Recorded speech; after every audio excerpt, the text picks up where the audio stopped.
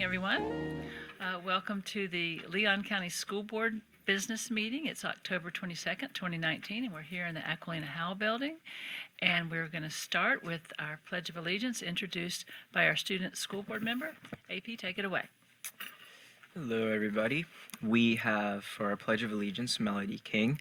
She is a fifth grader at Rudiger Elementary School. She's accompanied by her mother, Anna King.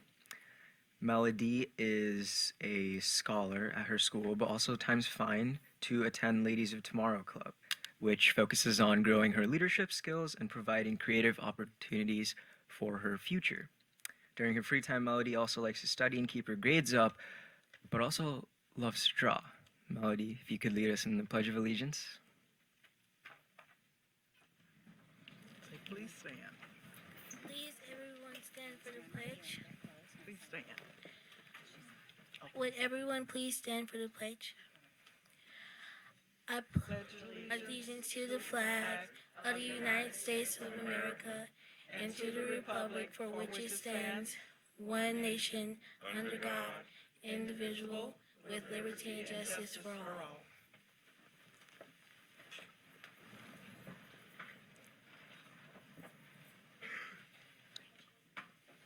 And then for our thought of the day, we have Ashlyn McCoomber. She's also a fifth grader at Rudiger Elementary School, and she is accompanied by her father, Brandon McCoomber.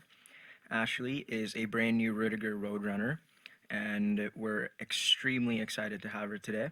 She gives 100% each day, I've heard, and makes honor roll for the first 9 weeks this year.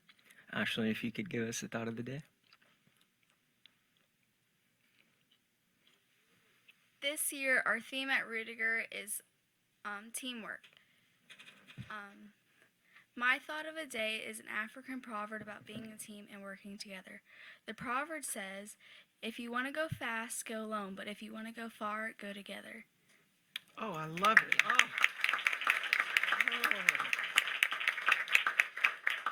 We want to thank those fabulous students, and we would like to recognize their family who are with them. So if the family and also the principal, Miss Stevens, is here. Yes.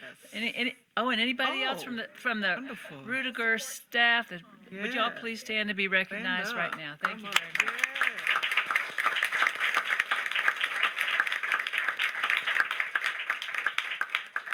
We Great love starting job. our meeting with students because it reminds us all of why we're here. And so thank you so much.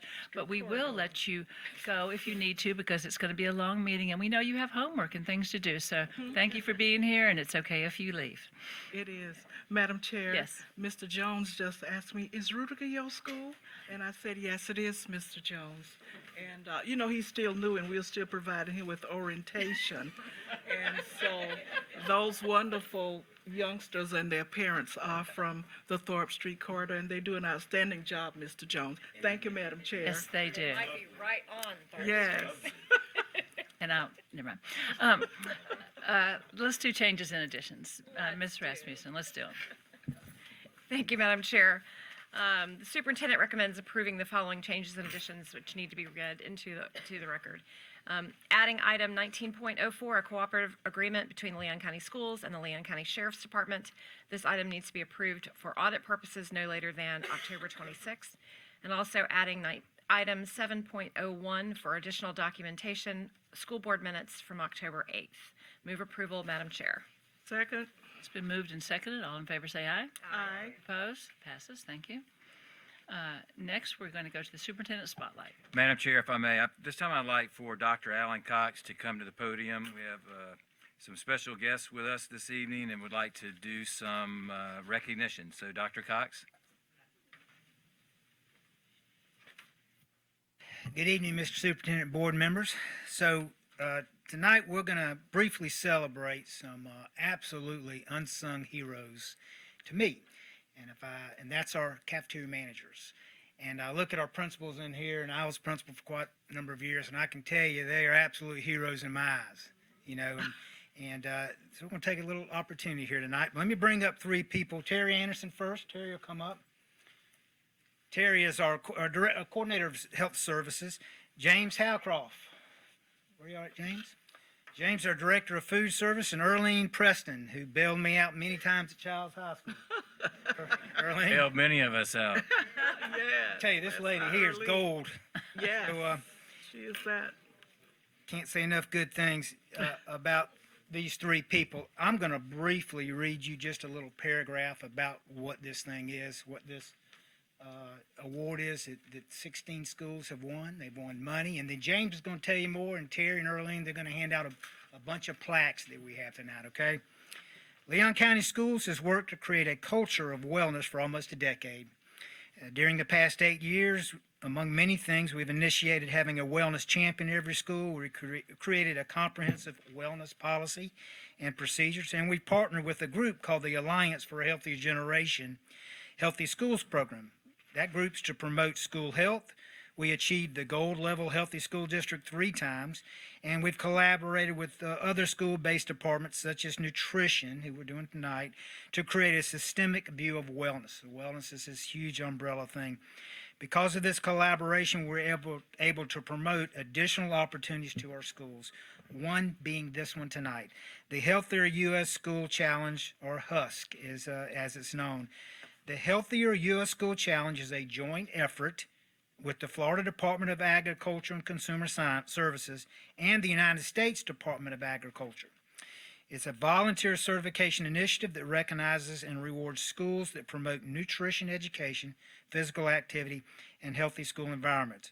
We have quite a few schools who have achieved this award, and James is going to come and tell you a little bit more about it. Great. Good evening. Board. The United States Department of Agriculture's Healthier School Challenge, or HUSC, is a voluntary certification recognizing schools that demonstrate a commitment to healthier school environments through promotion of nutritional and physical activity. All awardees of this certification have surpassed minimum meal requirements, excellence in nutrition education, physical education, and other areas of wellness and food service management. The Healthier U.S. School Challenge helps enforce the importance of physical activity, physical education, good nutrition, and the presence of nutrition education in Leon County schools. The district school meals are already compliant with the strict nutrition standards set by federal regulations. The Healthier U.S. School Challenge also process helps to ensure that all foods sold on school campuses and also on a la carte are smart snack compliant, and vending machines are rich in vitamins, minerals, whole grains, and low in calories, sodium, and fat. The following schools have excelled in meeting this criteria to receive this award or being recognized tonight. There's another group I'd like to talk about, and that is the cafeteria workers themselves, the aides, the school nurses, the teachers, the wellness champions, the custodians that create the atmosphere for the successful environment. So there's a lot of people that go in together to make it all happen. So tonight we want to celebrate with these people. Absolutely. Now it's my privilege to call these schools' names out. And we're going to start with, got my glasses on, Appalachia Elementary School. So if Jennifer Ricardo and Patty Escrupi could come up. Okay. Astoria Park, David Souls and Gwen Clark. Bond Elementary, Delshana Jackson and Betty Gavin. Buck Lake, William Millard and Shirley Thomas. Canopy Oaks, Paul Lambert, Principal, Robin Kearse. Fort Braden, Jimbo Jackson and Penny Norman. Gilchrist, Scotty Crow and Billy Bridges. Gretchen Everhart, Jane Floyd Bullen and Kathy Ashby. Hartsfield, Rhonda Flanagan and Essie Boyd. Hawks Rise, Evie Friend and Noy Ritter. Kate Sullivan, Michael Bryan and Deborah Jones. Rudiger, Sally Stevens and Vicki Kelly. So glad to come back. Pineview, Carmen Connor and Yolanda Lewis.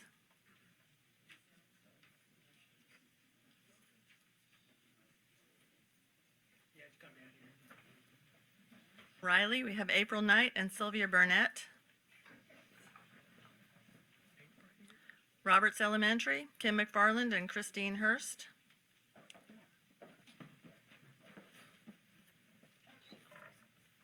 Sable Palm, Anisha Robinson and Sabrina Rogers. W.T. Moore, Carrie Anderson and Mahana Mosley.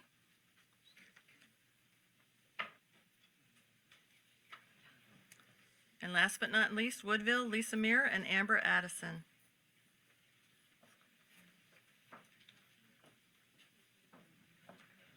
All right, 500 to 1,000. This award was a lot of work. These folks did this over a couple of year period, and I think Dr. Cox wants to say a few more things about it. So there's two levels of this award, and there's a $500 award with it and a $1,000 award, and James will work with the principal and y'all on what you want to do with those dollars and everything. But as far as I go, I know the value of you guys. Y'all are just so appreciated, and principals, you got a good group here and everything as well. That's all we have. That's the award. Chris? Okay.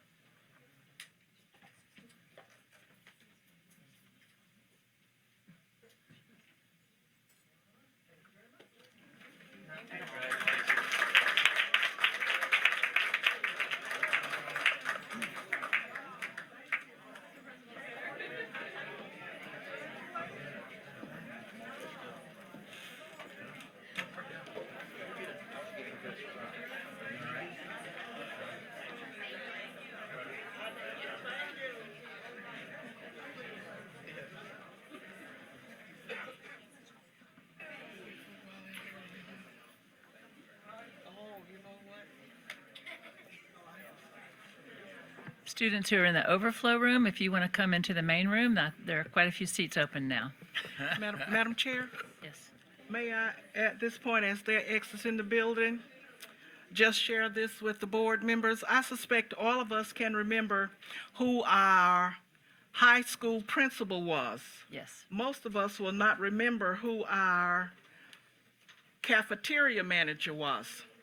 I happen to remember that Miss Alice Spears was my cafeteria manager, and Earlene, I even remember the menu that was my favorite one every Wednesday at the Jackson County Training School in Marianna, Florida. The menu was baked link sausages, macaroni and cheese, collard greens, and cornbread. We didn't care about wellness back then. And so I'm so thankful that, well, you can see why these hips are the way. But anyway, I just need to thank this group of people who provide the services that they provide. And you just never know what little girl or what little boy is walking around remembering you some 50 years after you were in that cafeteria. So we certainly appreciate the work that you do, and it is important. And wellness, of course, today continues to be important. Thank you all. And I'm embarrassed to say I do not remember the cafeteria manager at Timberlane or at Raw or at Leon, but I can assure you that Rocky Hanna every day ate school lunch and loved and thoroughly enjoyed it. Yes. But we have a lot of unsung heroes in our district, and those cafeteria managers are there early, like the bus drivers. They're there first thing in the morning, baking the bread and getting ready for our breakfast. And we know that some of the best or only meals that our children are going to receive are going to be there at school. You're right. And they take a lot of pride in their work. And it's funny, the day after the whole bus debacle on Tuesday, Kim Banks said, I need to share something positive with you about the first day of school. I said, I'll take, at this point, I'll take anything positive. So she said the girls were on a 10 today about their first day and how awesome it was. I said, really? And they're at Buck Lake Elementary School. I said, why was it so awesome? Oh, the school lunch today. They have now, and they, instead of having 2 pretzels, soft pretzels, they now have 3 soft pretzels, and the girls are over the moon. They are so excited. Every Monday now they get this 3rd pretzel and it was like a big deal. That's right. But I can't thank enough all of our food service workers, and that was one of the first groups we tried to take care of and move our minimum wage. And we know that 50% of our employees are teachers, and they are represented here tonight in just about every school board member, but rarely do we have representatives advocating on behalf of our cafeteria managers and custodians and other groups, but they are of vital importance. I just wanted to thank you, and someone who also grew up on school lunches for 13 years of his life anyway. Absolutely. And one thing I would just mention is people make fun of school lunches, but they are getting better and better and more nutritious at the same time. So that's a trick to make them taste good and be nutritious. So thank you for that, because we want our kids to be healthy, happy, Yes, and we wise. do. So thank you very much. Thank you. Okay. All right. Mr. Jones, would you like to say something? Yes, ma'am. Of course. One of the things that I think is also critically important, and I think that I was delighted to discover this information following my election, the number of meals that we serve before school and after school for our young people. I think that is not widely known by our public, and as we talk about communicating our stories and the impact that the Leon County School District has on the quality of the lives of the children and the families that we serve, I think that's an important part of it. We are truly a golden star community because we provide gold star services to our children and their families. So to know that a number of our schools are serving, not only are they serving lunch, but they're also serving dinner. And that a number of our children, the 3 meals, the 3 squares that so many of us take for granted, are provided Monday through Friday through our Leon County schools. That is a story that deserves sharing. When we talk about the importance of sharing our public information and about the great services that we provide, that's a part of it. And I'm delighted to have met so many of the wonderful people who are a part of the dispensation of those services. Absolutely. Thank you very much. Okay, we're going to now go to our reports to be heard, and the first one up is the DAC report. Janita Wells.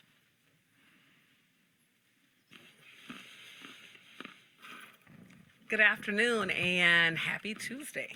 So the first thing on my report is the gentleman behind me, so I won't quite steal his thunder.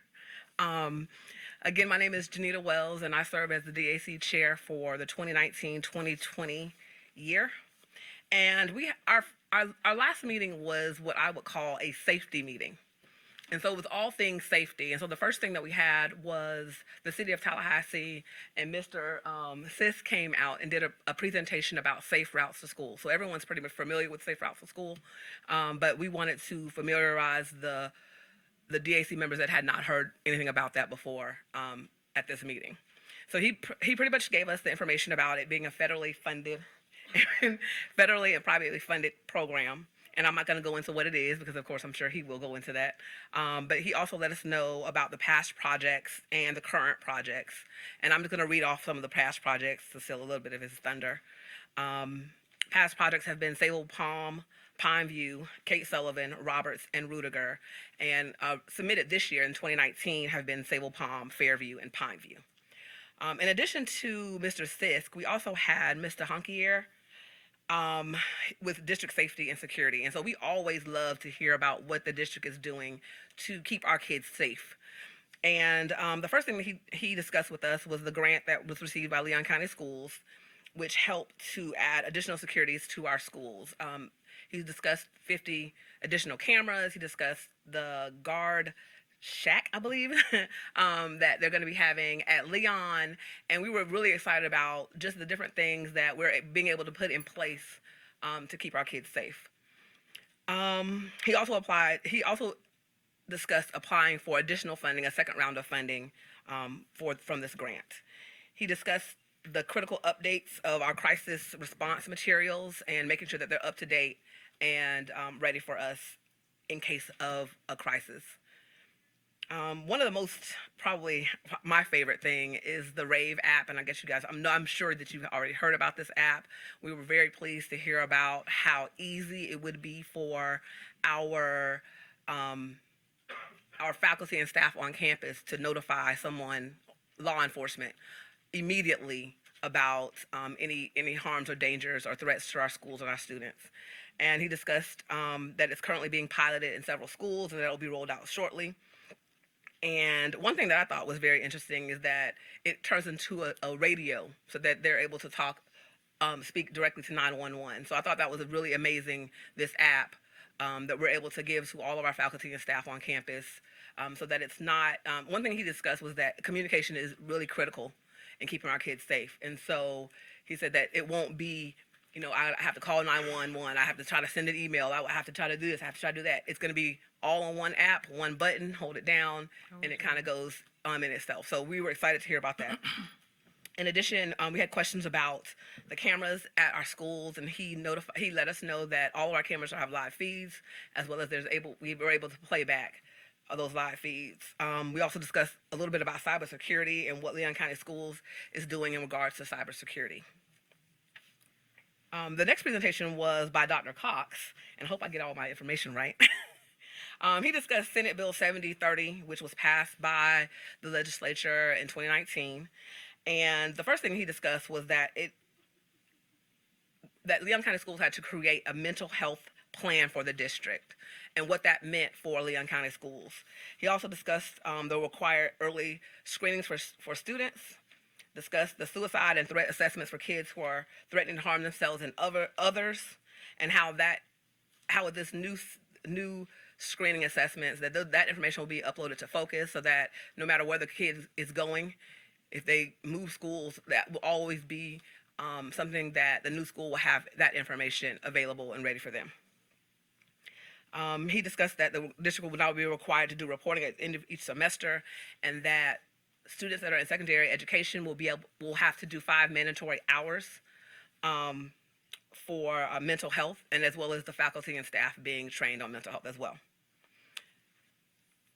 And probably one of the most exciting things is that Leon County Schools has been able to hire additional social workers. And we know how important that is to mental health, being able to have someone there for the students so that they can talk to them or even assess anything that's going on with the student.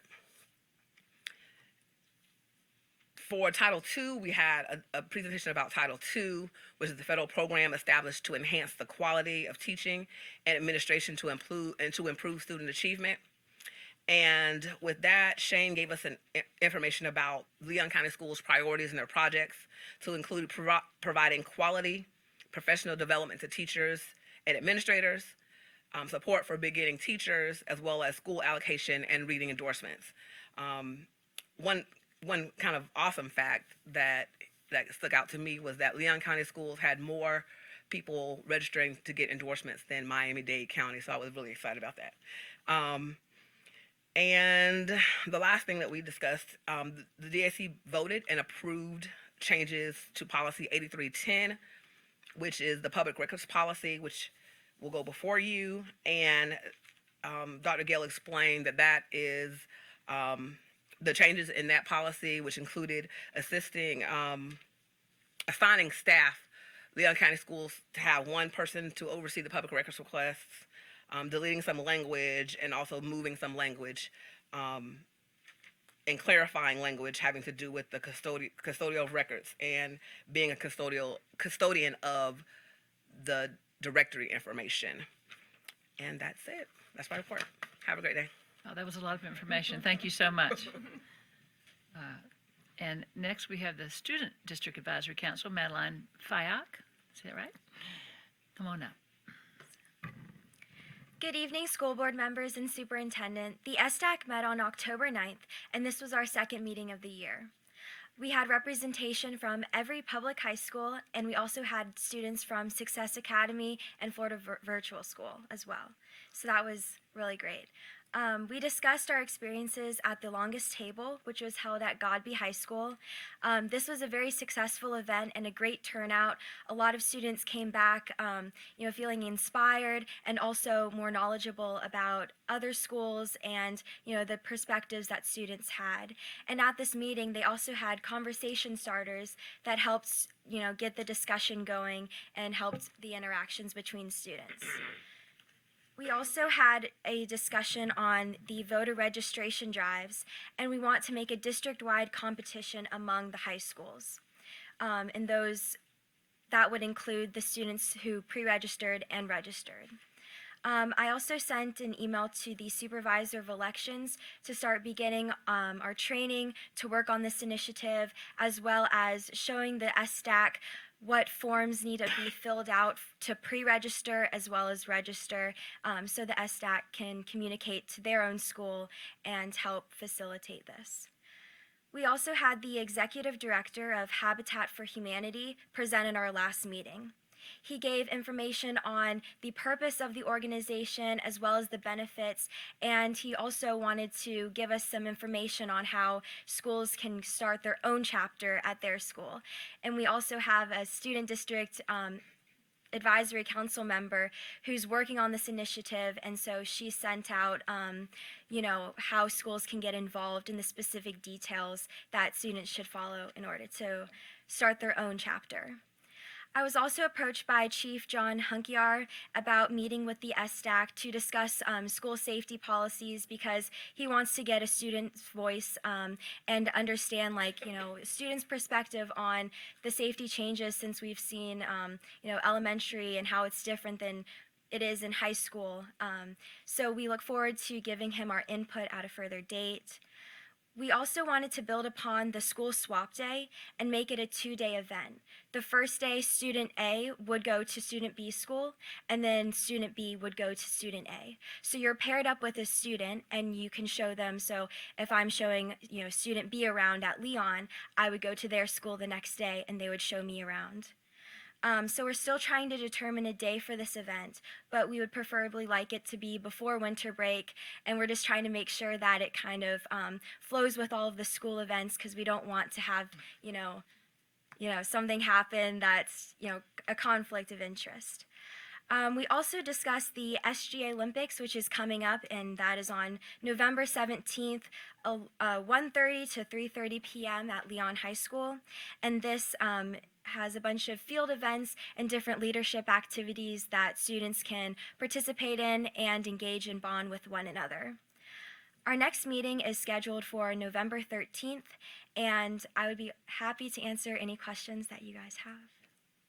Thank you for that wonderful report. Any questions? Great work. Thank you. Okay, keep it up. I do have a question, Madam Chair, but not for Ms. Madeline Fayok. I want to know where we are with Madeline's resolution being forwarded to the Florida School Board Association for it to be considered at our meeting,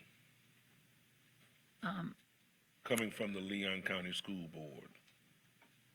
Why don't we find out what that process is to do?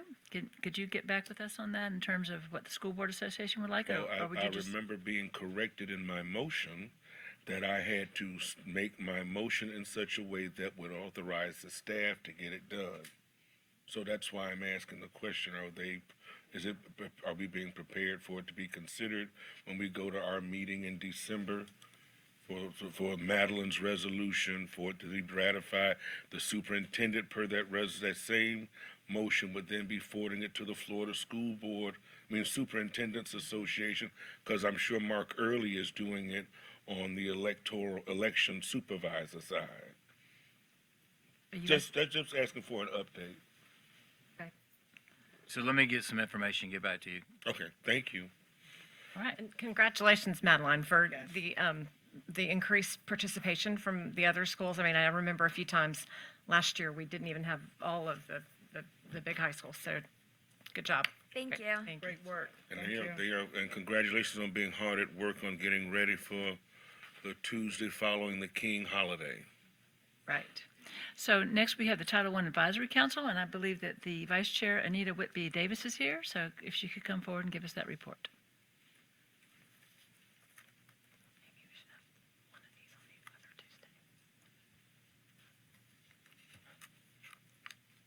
Good evening to our superintendent, to our board members. How is everyone this evening? I am Anita Whitby Davis, and I am the vice chair of our Title Advisory Council. I always feel like I'm in the Baptist church wanting to give recognition to everyone when I come up, so a little different than Talithia, but she is off serving our community as usual in Chicago, doing a fabulous job. So I'm here in her absence. So we'll begin with this. We have a number of ideas as it relates to allowing TAC to address and further advise our superintendent and school board as we begin to view Title I advisory through an equity lens. In our previous meeting on October 14th, 2019, we were actually joined by both Dr. Robert Connors and Commissioner Diane Williams Cox. They came in to discuss those issues that are facing our community right now as cultural, racial, and the social inequities and their effect on our educational system.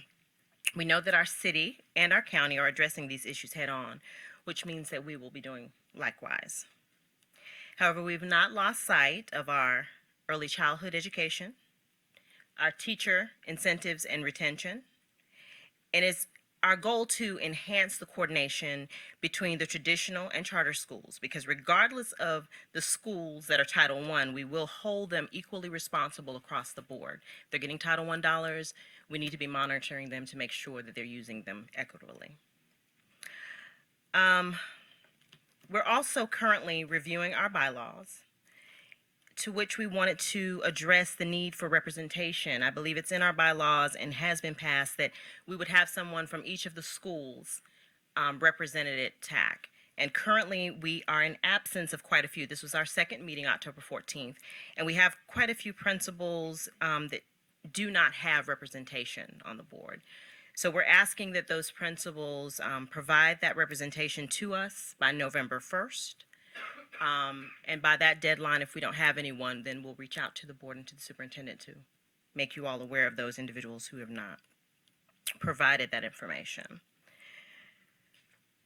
Also in our meeting, we were able to address a couple of media requests to our executive team that came about. It looks like there was a statement made by one of the school principals as it related to allocations of Title I dollars, and there were some concerns. I believe previously, Talithia and I, when we came back to speak, we said that it is our goal to make this a collaborative relationship. We want to come forth and make sure that there's always open communication. So we did put Ms. Scott on the spot when she showed up for the meeting, because we felt better coming from her to give her an opportunity to address those questions and concerns than answering to any media requests. Because if you want to have a collaborative relationship, you need to afford those individuals the right to address them. And she did. In the meeting, she was able to answer those questions very clearly, and she provided a lot of transparency. And of our previous chairman was in play, Miss Marie Claire, so she was definitely asking those questions. She wanted clarity, and I think she did an excellent job in giving us clarity on those. And had we spoken prior to that, it would not have been, I just don't think it would have afforded that type of relationship that we want to create. Now, with that being said, with that being said, we will continue to ask those tough questions. We will continue to monitor the allocation of those dollars as Title I dollars and the appropriation of those funds, simply because we need to know, we have a right to know, to make sure that those funds are being used equitably. We're excited about all of the things that are coming forth with our Title I, and I have my notes here. I'm not like Talithia, I have to go back and forth. We're proud of our innovation, our community-driven focus. We're enjoying the STEM labs that are coming across our district, and of course, the conscious discipline that's been afforded to our schools. We're having a wonderful turnout with parents, staff members, administrators are coming out and participating in that. So it was very exciting for all of us.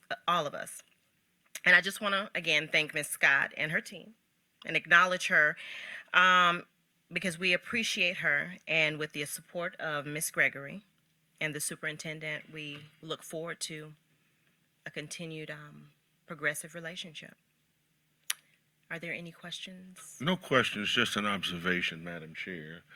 I'm delighted to often be in attendance at the Title I Advisory Committee meetings, and I can't say enough about what I believe is a climate that must persist, and that is of collegiality and accountability.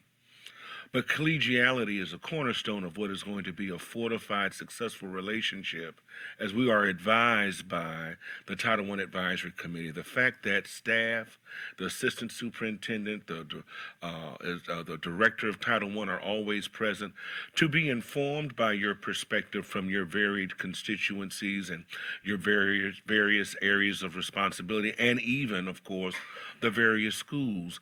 And I think that the only way that this remains successful and our Title I students and our Title I schools are best served is if that same type of collegiality, not either or, but both and accountability will be the recipe for continued success. Thank you very much. Right. So I just want to be very clear that, that's the only way it works. Yes. Right. And Ms. Scott, I just can't say enough about Ms. Scott. The Leon County School District has some of the most committed, creative, and innovative staff that you will find. Part of the reason why we are moving the needle in our Title I schools because the superintendent and this school board have made the investment in the right professionals who bring subject matter expertise to the work, and subsequently then are informed by the populations that are served, and that has been the milieu that has made a difference. I look at this document here. I wish I had, where's Ms. Scott? Is Ms. Scott present? She is. I saw her early. Don't be shy. Stand up.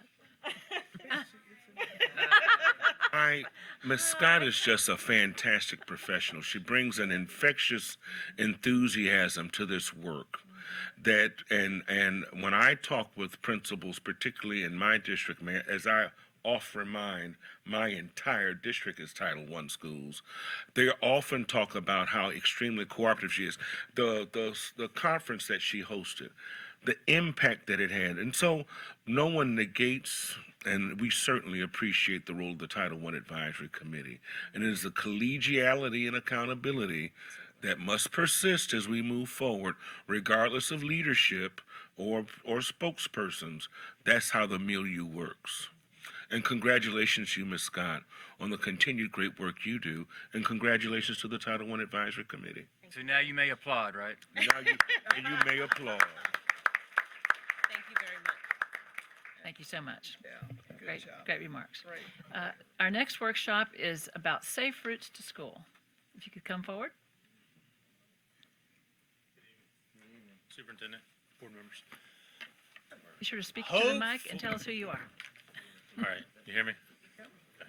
I'm Eric Gooch. I'm with the city of Tallahassee. Hopefully, it sounds like I got big shoes to fill with Joe Sisk presenting at the District Advisory Committee a week and a half ago. I want to thank Dr. Gale for inviting us to fill you guys in on our continued support of the school board and the school system to try to get sidewalks installed on some of the roadways that are within school zones, to try to help with, and I guess it goes hand in hand with your Healthier Us challenge, to try to get kids walking to school, biking to school, and that kind of thing. So, what is Safe Routes to Schools? Safe Routes to Schools is a federally funded program administered by the National Center for Safe Routes to Schools, and the funding is administered by Florida Department of Transportation here in the state. The goal is to increase the number of children who walk or bike to school. They fund projects to help remove barriers that prevent walking and cycling. They want to promote walking and bicycling through education encouragement programs. I know the school board and schools have sometimes bike rodeos and walking school buses. They encourage the use of those and those programs to help encourage walking. Some of the barriers that kind of keep kids from walking to school are shortfall infrastructure and other environmental constraints. You say infrastructure could be sidewalks, crosswalks, signage. Environmental constraints could be Mr. John that has a fence near the sidewalk that has a dog that may run up to the fence and scare the kids. So it may be just talking to him, say, hey, in the mornings, evenings, would you mind maybe trying to keep the dog back a little bit so the kids would feel a little bit safer getting to school. Each year, DOT has a call for applications. It's typically done towards the middle to end of the year, with applications due. This year they're doing December. DOT, we're in District 3. The DOT Safety Office for District 3 looks at the applications, ranks them, scores them, ranks them based on preset criteria. Then they forward those up to DOT state, and then they based on the whole statewide.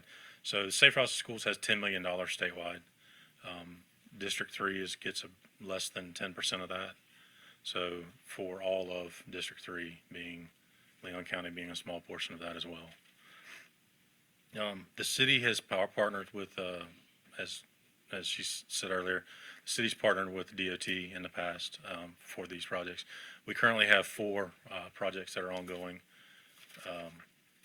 Those are we were awarded almost $1.6 million in 2015 for design and construction of those sidewalks. Those sidewalks are in Sable Palm School Zone, Rankin Avenue, Ammonia Street, which is in the Pineview Elementary School Zone, Alachua Avenue, which is in the Kate Sullivan School Zone, and Branch Street, which is within the Rudiger Elementary School Zone. In 2018, just last year, DOT awarded the city almost $95,000 in design funding in fiscal year 23. When they select these applications, they're selecting for their 5-year work program. So they could be a few years out. And as you can see, Clare Castle, which is in Roberts Elementary, and also Montford Middle School zones, they were funded for design of almost $95,000 in 2023. Right now, there is no construction funding through this program for that, but we look forward to them processing that and moving forward. For 2019, we're looking at submitting on 3 different school zones, 3 different schools, Sable Palm, Fairview, and Pineview, for a total of 10 different sidewalk segments. Sable Palm is Harris, Ridgeway, Dale Streets, and Villamore Avenue. And then Fairview Middle School is Lakewood Drive, Skylark Avenue, and Falcon Drive. Pineview Elementary has Callan Street, James Street, and Bethune Street. And then the biggest thing that we need help from you guys is part of these application processes. We have to have surveys done in the schools. We've been working with Kyle Root with Wellness Florida. He's been talking with schools and helping us get these surveys done.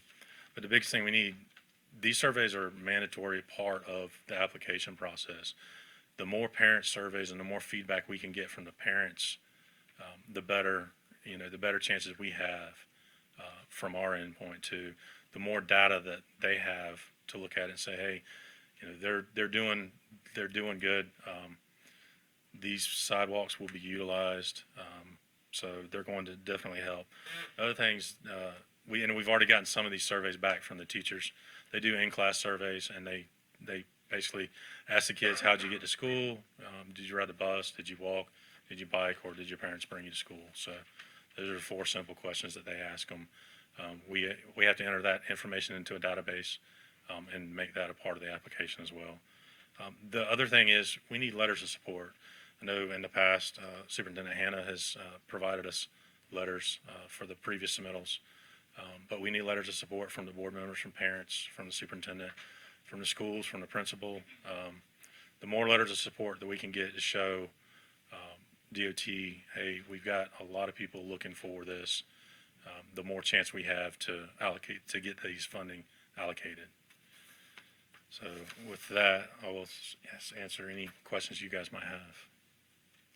Well, we want sidewalks, so that's, if it helps for us to write a letter, I'm sure every board member would be willing to do that. So if Dr. Gale, if you could get that information to us, what we need to do, we'll do it. I participated recently with Conley Elementary School on Walk Your Child to School Day, and they were going over all the safety tips about the dogs and don't touch the plants, and but how to walk safely. And it was really fun to walk with a bunch of kindergartners around Southwood. So we had a great time, and they have really good sidewalk system there, and it really makes a difference for kids to be able to walk to school. So thank you for working on this. Madam Chair, Yes. if you could just pass along the information, and is there a deadline for this recommendation or template, or do you? Yeah, the applications are due the end of December. Could you put so something, we are- if we could just get it in writing in an email, so kind of give us a window and exactly what you need from us and where to send it, and, Okay. and we're happy to do that. We'll coordinate with Dr. Gale. That'd be and great, get her that please. stuff, Yeah. so. All details, thanks. Yeah, like a bullet list of Yeah, points we need to cover in the letter would be Okay. helpful.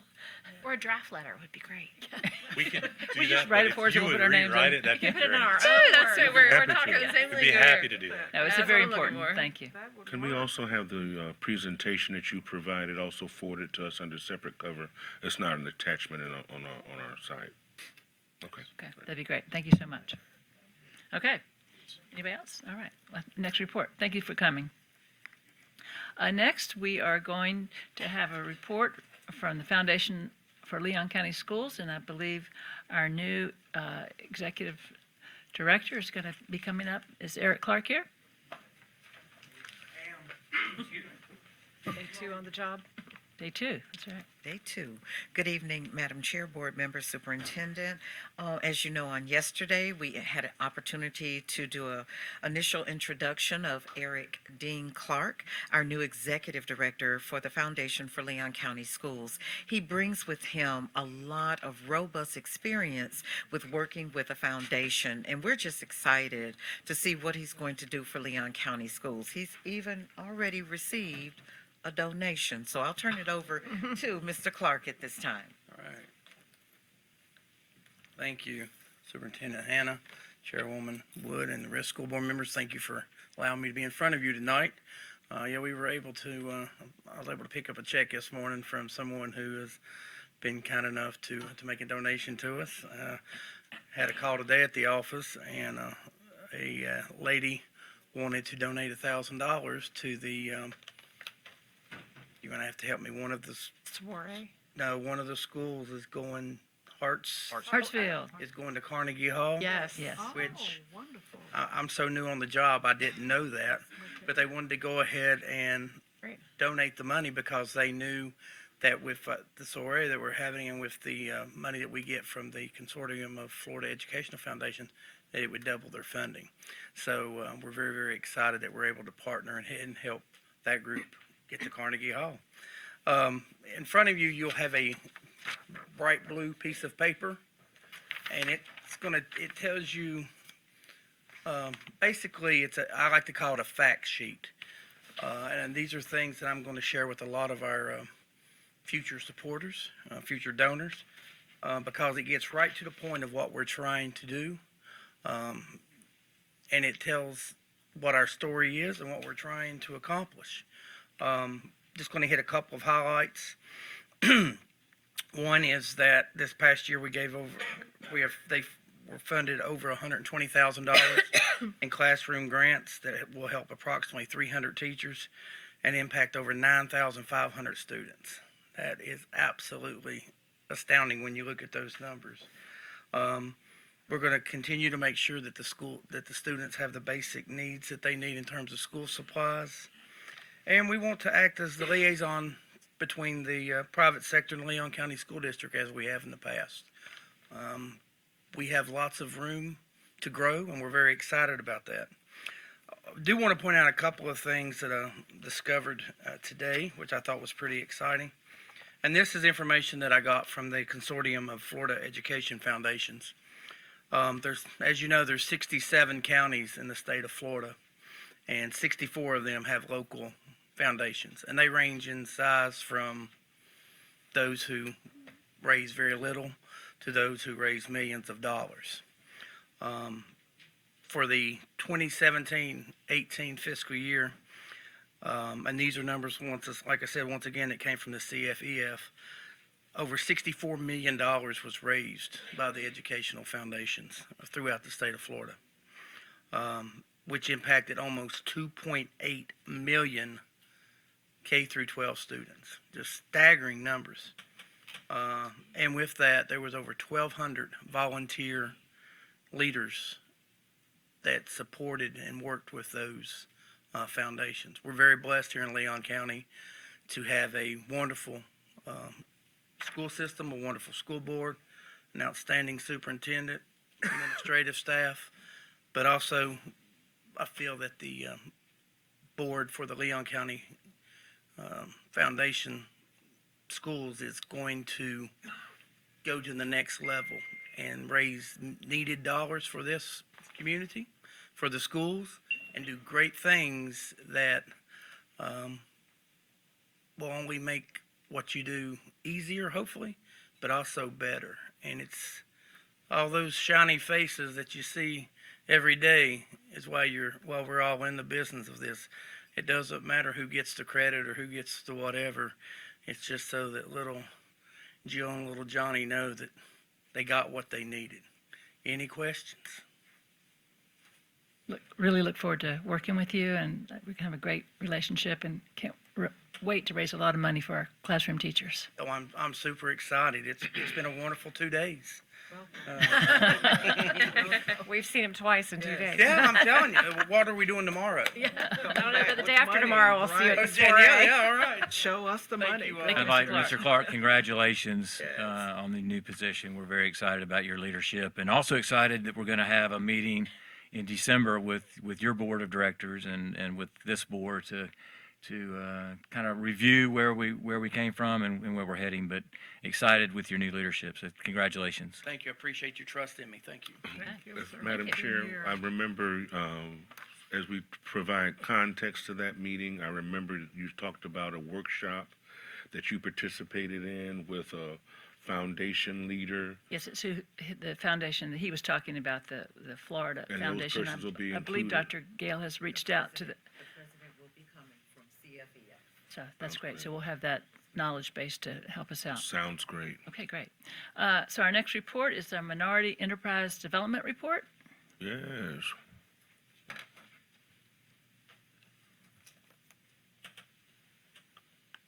Mr. McQueen. Afternoon, Madam Chair, board members, Mr. Superintendent. It's my pleasure to come forth tonight where we recognize and celebrate our minority, small, and women-owned businesses with our 27th annual Big Bend Med Week. Big Bend Med Week is a joint effort with the Office of Economic Vitality, City of Tallahassee, Leon County Government, Big Bend Minority Chamber, the Tallahassee Chamber, the Capital City Chamber, TCC Workforce Development Blueprint, Small Business Development Center at FAMU, Florida State University, Florida's Office of Supply Diversity, and Career Source. And in our efforts of celebrating and recognizing our small and minority businesses, we have a week of events that we host collectively where we honor and recognize their accomplishments within the community. Last night, the school board, hosted a kickoff reception where we recognize our MBE and our WBE of the year. Earlier today, the Office of Economic Vitality hosted a business-to-business workshop where we had, architectural and engineering firms. They were able to network and connect with prime vendors such as Leon County Schools, Blueprint, Type 2000, and the City of Tallahassee's Purchasing Department. Tomorrow, there will be an event with the Florida Office of Supply Diversity doing a business exchange with small businesses for them to market their goods and services for local and small business, for local and state buyers, for them to highlight their goods and services that we can take advantage of. Afterwards, the Office of Economic Vitality will be hosting a Women's Wednesday at Domi Station, where Miss Elaine Bryant will be the spokesperson at that event. Afterwards, we'll have a networking event with Working Class Wednesday at the Edison. And Thursday, which is our highlight of our midweek, we'll have a informational workshops that morning, and then at lunch we will have an award ceremony, which all of you are invited to come and 10, where we'll be honoring our Reggie Roll recipient. Tonight, as part of our acknowledgement and celebration of our minority and women-owned businesses, I want to, with the superintendent's assistance, issue proclamations to the 3 award recipients: the Minority Business of the Year, Women Business of the Year, and the Reggie Roll recipient. Superintendent, you come forward.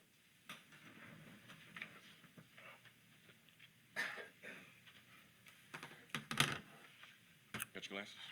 Got my glasses? Yeah. You're going to read it. You're going to ask me to read something I hadn't read, so. Just the last part here at the bottom. First award is going to go to our Woman Business of the Year. It's Miss Gloria Pugh of Amwat Moving, Warehouse, and Storage. Amwat is a diverse lines of businesses include state and local, national, and international moving services, packing and custom crating, warehousing, and logistics as in a well climate controlled storage area. Just to highlight some of Mrs. Pugh's accomplishments, this year she received an award as an I Am Dreams Humanitarian Award. She was a graduate of last year's class of 35, Tallahassee Leadership of Tallahassee. In 2016 and through 18, she was nominated as Domi Awards Best Moving Company of the Year.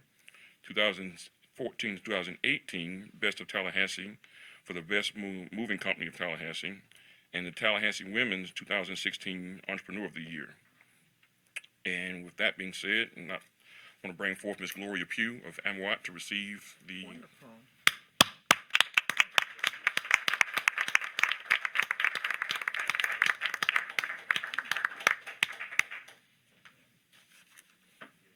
Yeah, sure.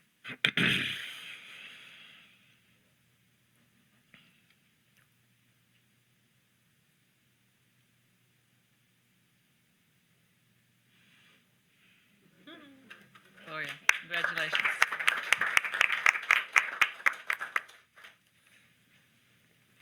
Should I give it the right one? Yeah, that's right. Okay, next, we're going to be honoring our Minority Business of the Year, Johnson Milner. Johnson Milner's leadership is comprised of young professionals. Their team gained numerous of years of experience through the roles of design and leaders in some of the most technical, challenging, and rigorous building types. For example, healthcare, higher education, commercial, and residential. Their pride in cultivating long-term client relationship through the keen focus and the genuine interest in their clients' unique goals, strengths, and strategies and direction. Johnson Miller strives to be frequent contributors in various community groups, both monetarily and volunteering, and most active in the economic development, council, and they're current members of the Big Bend Minority Chamber, and they also serve as mentors for the Florida Family School of Architecture and Gasbini School Career Day. I'd like to bring forth this year's Minority Business of the Year, Johnson Milner. Yay.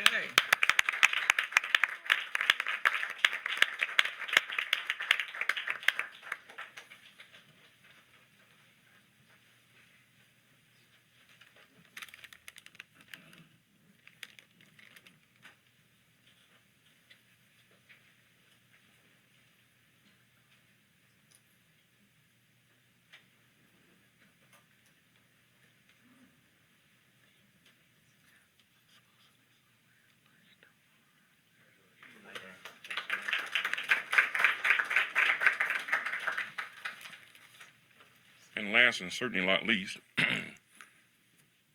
going to issue a proclamation to our Reggie Roll Economic Development Champion of the Year, Mr. Edward Akoff. Unfortunately, Mr. Akoff couldn't be here tonight, but I still want to acknowledge his accomplishments. Mr. Akoff has served in 25 years of experience in small business development, supplier diversity, and entrepreneurship. He's administered programs in Jackson County for the K-12 public school system, higher education entities. Prior to joining the Florida State University, he was serving in my role here at Leon County Schools as the director of Leon County Schools Minority Business Enterprise Office. Mr. Akoff has served as a champion in relationship building with staff, minority businesses, and prime construction contractors. And this year's award recipient for the Reggie Roll Champion of the Year is Mr. Ed Akoff. Okay, great.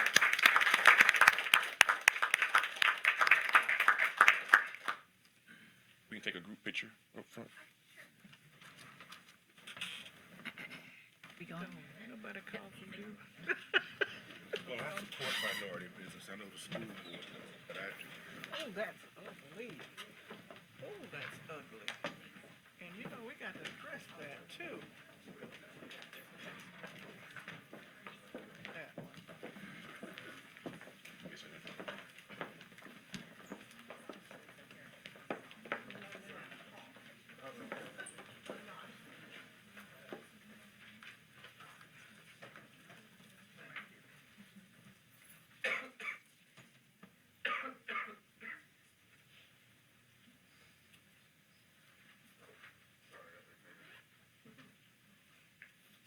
Congratulations. Thank you all.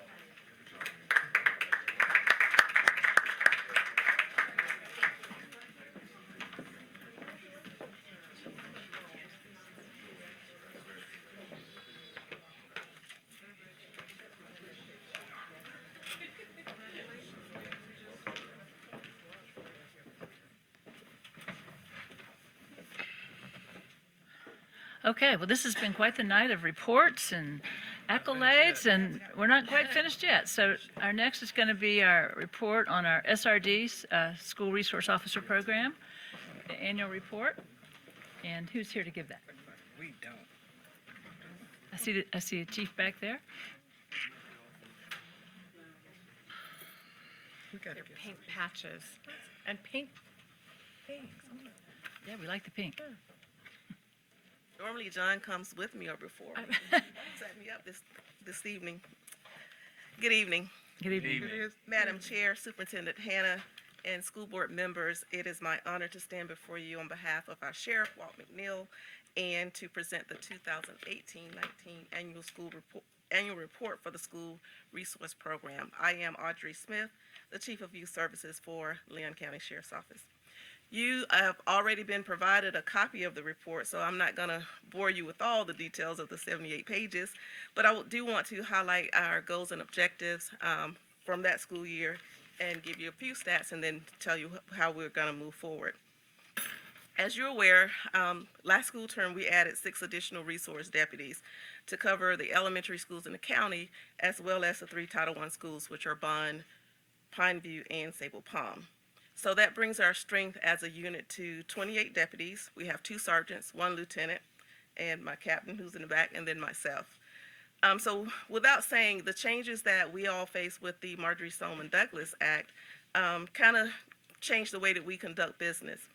So our goal has been, our primary goal has been to be 100% compliant with the legislation. So with that, I have to say that having to have a full-time officer or deputy in a school at all times has not been met with challenges. We don't have relief deputies, so we are faced with overtime and also sometimes having to assign our sergeants to sit in a school if we have to send a deputy to court or someone's out sick or they have to leave campus as a result of an arrest. So moving forward, we're going to explore other options to make sure that not only that we're in 100% compliance, but we can also have relief for those special occasions. So our compliance with the Marjorie Stoneman Douglas Act, as you know, requires us to have someone in all 45 of the schools. In addition to that, we have a deputy who serves on the behavioral health team of all 45 schools and the 4 charter schools. So with that, the deputy is assigned their primary school, but they're also assigned a secondary school if necessary, so that all of the schools are covered and so that we can have consistency in how the behavioral health team actually goes through all of their processes.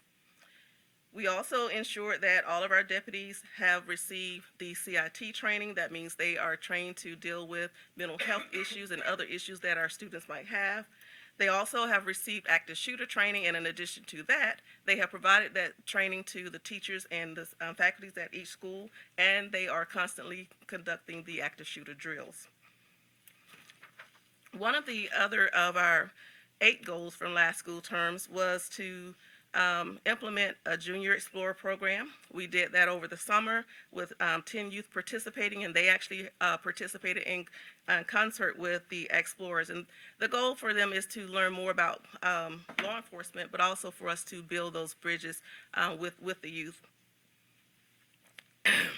We also implemented our Back on Track program, which is for first and second time juvenile offenders. Thus far, we've had 9 sessions, and our 6 months analysis showed us that of all the youth that had participated, we only had 1 that was rearrested, and it wasn't for a new offense, it was for a pickup order. So we're very proud of that program, and we're actually taking the youth that are involved in that program and referring them to the Worship With Me program, which is part of the All in Leon initiative. I'm also proud to say that we are partnered with Leon County Schools, the SHARP project, in order to, excuse me, in order to have our middle school deputies to meet monthly and do a lunch and learn with those kids that are classified as Tier 1. That means that they've had 1 or more referrals and they just need a little bit more guidance and direction. So mentoring, thank you so much. I was just about to do that. Someone sprayed Lysol and so I can't breathe. Thank you.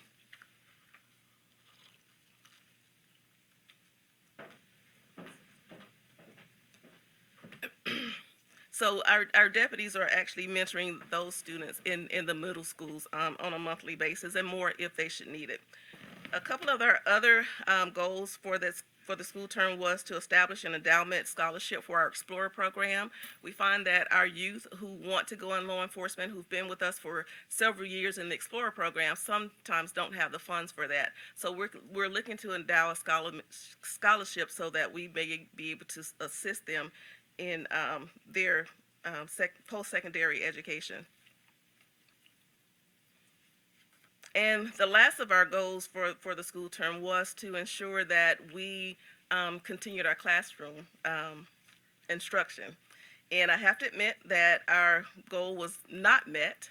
It was met, but we had a decrease in our classroom instruction by about 29%. And a lot of that is because we required our deputies to be more visible on the school campuses with more and more threats going on the campuses. And we also wanted to make sure that they were available to actually meet or mitigate those social media, the increase in social media threats that we have seen. So those are some of the reasons that we, that our classroom instruction is a little bit down. I want to say in regards to that we do take each threat seriously, and we investigate it in conjunction with our other law enforcement partners, including FDLE. Now, to a few of the stats that we always provide. We're continuing to serve as role models for our youth. With that, we counseled over almost 11,000 students during the school year and 2,400 parents. I'm pleased to announce that our complaints, both criminal and non-criminal, were down for the year. 1,478 criminal and 6,463 non-criminal complaints compared to the previous year. Likewise, our arrests are also down by 28 from 159 to 131. And so with that, we are always seeking alternatives to arrest, such as referrals and diversions to keep our youth out of the criminal justice system. So moving forward, our goal for this school term is to maintain school safety, promote education, and provide quality programs for our youth during the school year. Some of the things that we are doing or have already started doing is we're going to implement and facilitate the Sandy Hook Promise in 9 of the elementary schools that we cover. We will continue to be 100% compliant with Senate Bill 7026 and 7030. And with that, we are working hard with our teachers and administrators to ensure that we're doing the active shooter drills. That's one of the things that we have to make sure that we are doing, is making sure that our staff, our students, and everyone is prepared. We will continue our efforts with the endowed scholarship that I spoke of a moment ago. And we will also maintain the momentum that we've seen with the Back on Track program. As part of our All In Leon initiative, we ensure that all of our deputies and correctional officers also attend Back on Track with the youth, and they learn about adolescents' brain development, their thought processes, racial and ethnic disparities, implicit biases in policing, and also restorative justice practices that they can use in lieu of arrest. Our SRDs ask as for us this year that we schedule a mass meeting with our principals, so we're going to work to facilitate that meeting and also to show the appreciation to them as we did at the end of last school term with a picnic or something to get the SRDs and the principals together. Lastly, I want to just announce that we are relaunching our Spirit platform that will help us to allow principals and teachers to make referrals of our students for an array of different social services. We will also continue to investigate Fortify Florida complaints and any and all threats against the Leon County schools. So our commitment to you is that we will continue to provide services and to adjust our approach as necessary to ensure that all students, faculty, and staff are safe. Thank you, and are there any questions? Any questions?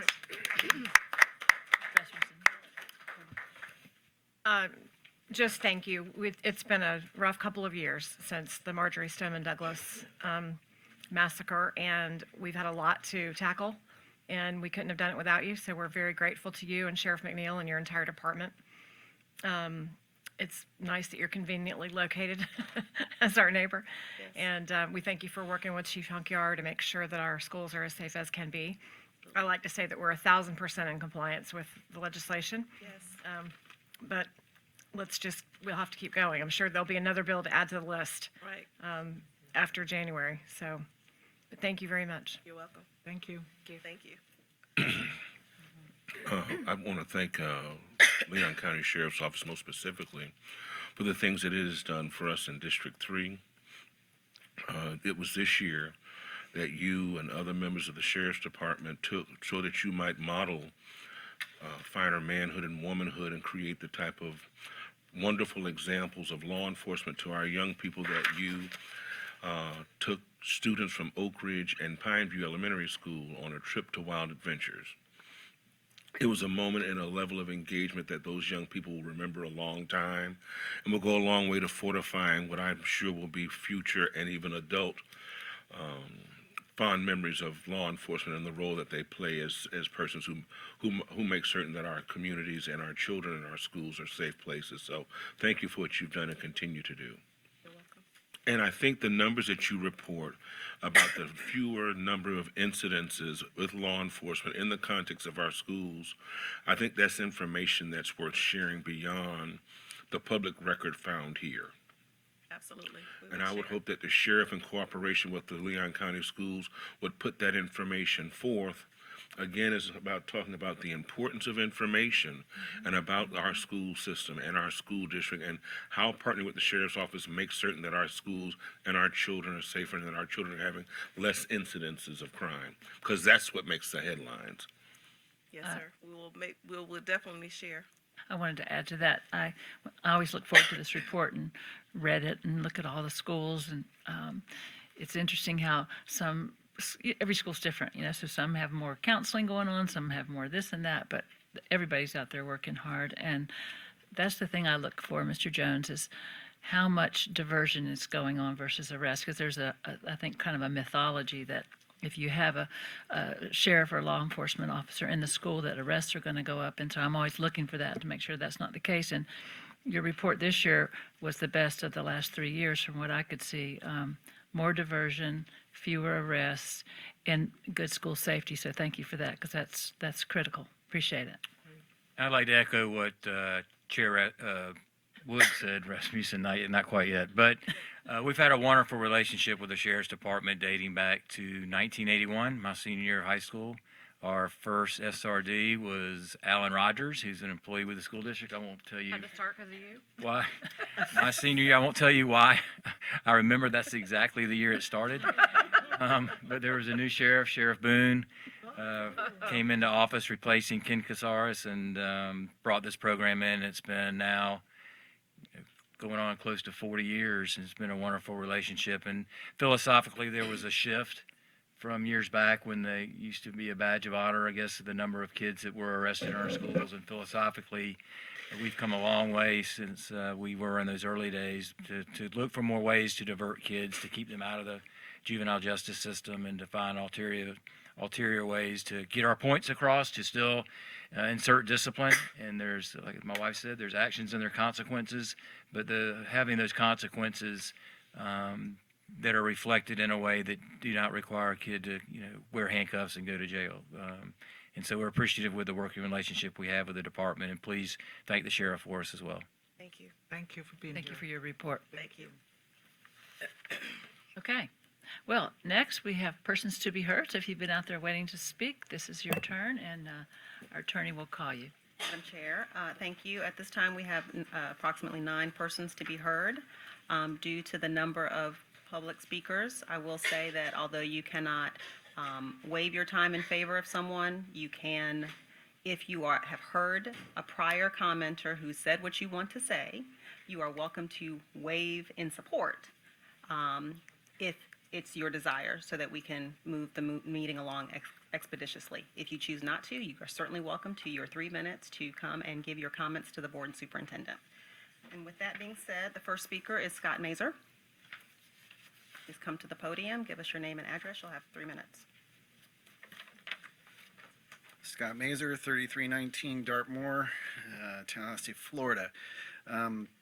Good evening. I'm reading this on the behalf of a member who cannot be here tonight, but as was said earlier, thought of the day, we're hoping that we can kind of work together through this process, and that we can support our staff as they support our students.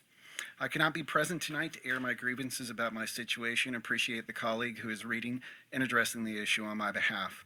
I realized on October 10th, when my CHP insurance was denied following a medical procedure, that I unintentionally had dropped my CHP coverage and switched to Florida Blue during open enrollment due to new changes to the enrollment process in Leon County schools. My monthly deductions are now double the monthly employee payment once paid.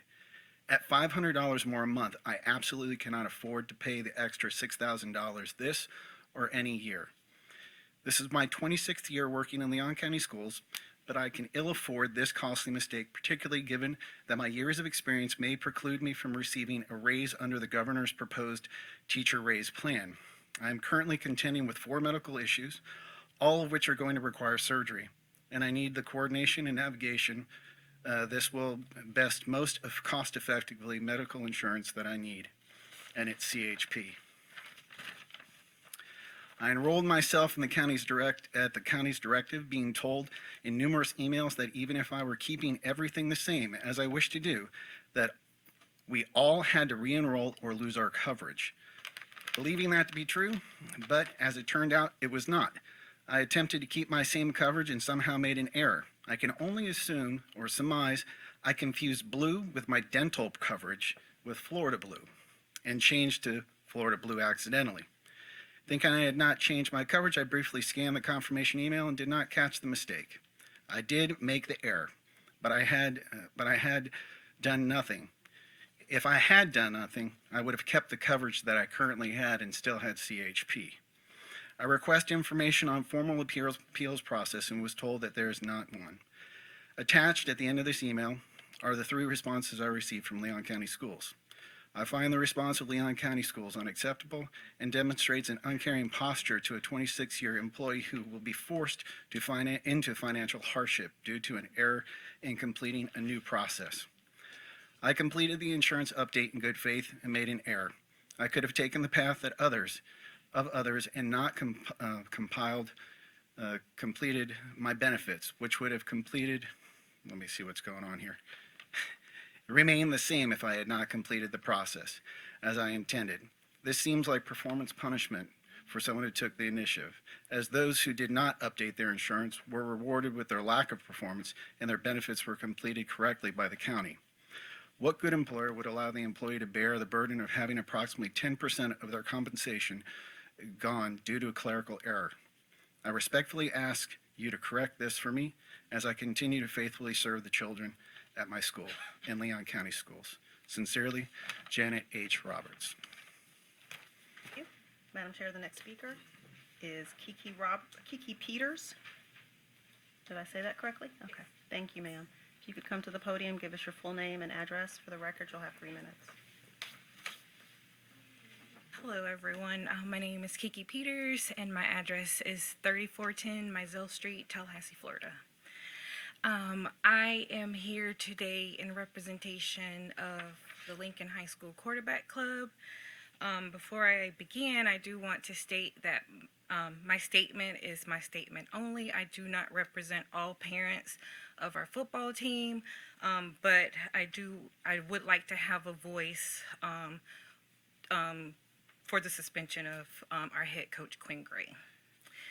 I personally believe that the suspension was based on implicit bias of those that made the decision to suspend Coach Gray. My son was a player on the team in 2017 when our kids, my child, and my nephew, who also was on the team, who lived with me at the time, they were called the N-word while playing child's football team. It was a situation, and what resulted was, in my opinion, nothing. Nothing was done to address those children being called the N-word. Jump to this month, 2019, when Leon and Lincoln played, our students, which I'm not condoning their language, they said the F word. They cursed. It was recorded, and our head coach, Quinn Gray, he was suspended based on he was a representation of our football team. If that is the case, then I ask, why not Child's high school coach be the representation of his team when that offense occurred? I do understand that that was a few years ago. When our parents called, you, sir, Mr. Hannah, and I think also Ricky Bell, we were told that Coach Gray has a history of behavior. Well, I want to say that so does Child's high school coach. And my statements are about fairness and about accountability and about implicit bias and doing what's right for all schools and all programs. If Coach Gray has had a history of being in the media and having issues with his team, so has other teams. That chant that was used by our team we are not the only school that uses that chant. And again, I'm not condoning that behavior at all. And I'm not saying it's right or it's wrong. I just want what's done for one to be done for another. Last night, the Child's high school coach, he was ejected from the game. He was given an ejection. As of today, I have not heard anything about him being suspended for the next game that is to happen this Friday. Time. Thank you so much for your comments. Madam Chair, the next speaker, Mariah Miller. If you could come, please give us your name and address. For the record, you'll have 3 minutes. Hello, my name is Mariah Miller, and I live at 8912 Old Lloyd Road, Lloyd, Florida. I'm here representing my father, Christopher Miller, and I'm going to read a letter to you from him. Good evening to you all. It would be better for my case to present the contents of this letter in person, but I'm afraid I must serve my first priority tonight, which is my orchestra students at Child's High School. Our fall concert is tonight, and we have worked hard on preparing it. Last summer, my wife and 5 children went through a frightening ordeal when I lost consciousness. I was out for a long time, but obviously I survived. One of the first things I learned when I regained consciousness was that my principal, Joseph Burgess, had been first to visit my family. When he visited, no one knew the prognosis and frankly whether I would survive. Mr. Burgess offered hope and encouragement to my wife and kids, something I will always remember. Later, when the breathing tubes were finally removed, I was asked what day it was. I didn't answer that. I wanted to say Mr. Burgess came to see me, but I couldn't put the words together. By August 5th, the first day of pre-planning, a great deal of my strength had been regained. But some logic and motor skills were still in the recovery process. As a result, I struggled with some of the beginning of school routines. Among them was the online benefits enrollment process. The application did not properly save my work, and I had to deal with it constantly freezing. On August 8th, I was sent an email to my Leon School's address with "Thank you for enrolling" in the subject line. A copy of the message is enclosed. The message was from outside the school district and carried a "Do Not Reply" address. With the words of our school's IT person ringing in my ears about not opening a message which is not from within LCS and not from someone you know, I chose to skip over the message and move on to more pressing matters with new students. On October 1st, my family and I received a letter from Capital Health Plan, our provider for 23 years, stating we and 4 children who are still dependents had been dropped. Panic calls to the benefit office revealed we were moved to Florida Blue Insurance. It was never my intention to switch to Florida Blue. My wife has a developing health issue which may involve cancer. I have my own issues with heart rhythm. We and our 4 children who are still dependents depend on CHP for health care, dental, and prescriptions. Florida Blue's $5,000 deductible could easily wipe out our savings and place us in bankruptcy. I am 67 and have been a teacher with LCS for 23 years. I know it is against school board policy and IRS rules are involved, but I'm asking the school board to allow reversal of my benefits to the way they were last year. I am willing and ready to pay any penalty fees incurred by such a switch. Returning to our own health plan will guarantee not only my family's health, but my ability to serve out my remaining years as a teacher. Sincerely, Christopher Miller. Thank you. If I may, I've heard this twice now, so I'm gonna bring up Pam Faulkner and our benefits people to get their information, both of them, and then I want to have our benefits and payroll people come and discuss with you all, so you know the ramifications about what happened and what the IRS says about changing back and forth. So you have access to information. Okay, and I sincerely apologize for what's happened to your family and the one Scott, the one that you read as well. I would love to make it right, and I'm sure this board would love to make it right as well. But I think they need to have all of the information to make an informed decision before we go down that path. Okay, but we will. I promise you, your remarks have not fallen on deaf ears. I mean that. Okay. Can I ask you a question? Just since you did make a comment, is Rogers Gunner Von Hub aware of this? You're asking me questions do not have the answer to. Okay. So I'm gonna have Kim get with our benefits people and for tomorrow morning and share that information with you. And so first thing tomorrow morning we will work on this. Okay. Are these the only 2 that you're aware of? Or are there? They're the only 2 that I'm aware of. The one that Scott read, I saw Pam Faulkner's response. There's a lot more involved. I'm sure. I mean, right, but these are the only 2 that I'm aware of. So, but we will look into it first thing in the morning.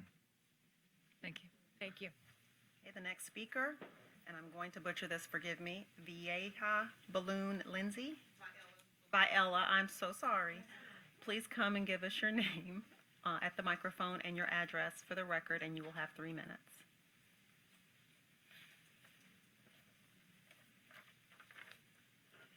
I am Viella Balloon Lindsay, P.O. Box 181082, Tallahassee, Florida 32318. I would like to just basically yield to Karen Miller. I'm here in support of the Lincoln High School suspension. Thank you.